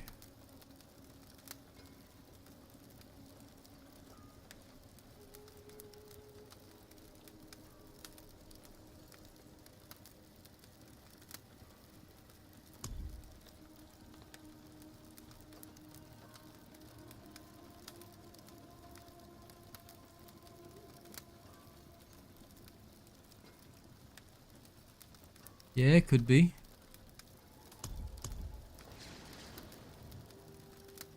HUD configuration. Ah, yes.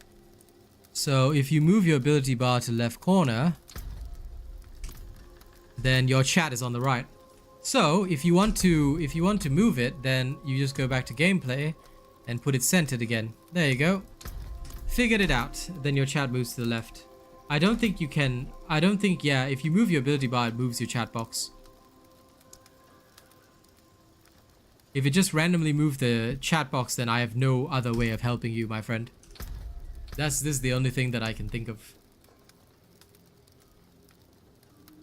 I don't see anything else for a chat box. Nope.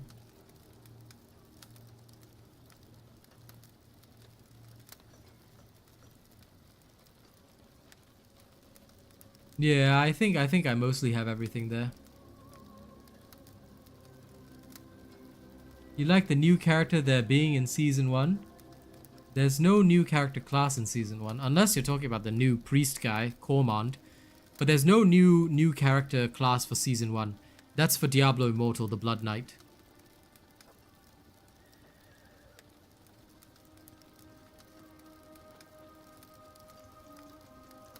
No problem, I'm Wicked. You might want to contact Blizzard support, maybe they can help you better. Yeah? Alright, ladies and gents, it's 3 PM, so you know it's time for me to go. Thank you all for hanging out, especially those of you who kept the sound on, alright? I very much appreciate those that showed up early, kept the sound on the way through. Alright, you guys are bloody awesome. I will see you guys this evening, so make sure you guys tune in tonight, okay? You'll have fun, and I'll see you then. Thank you very much, you lovely people. I'll catch you tonight. I look forward to whatever classes they bring, guys, but definitely not in Season 1. Catch y'all later, okay? Bye-bye.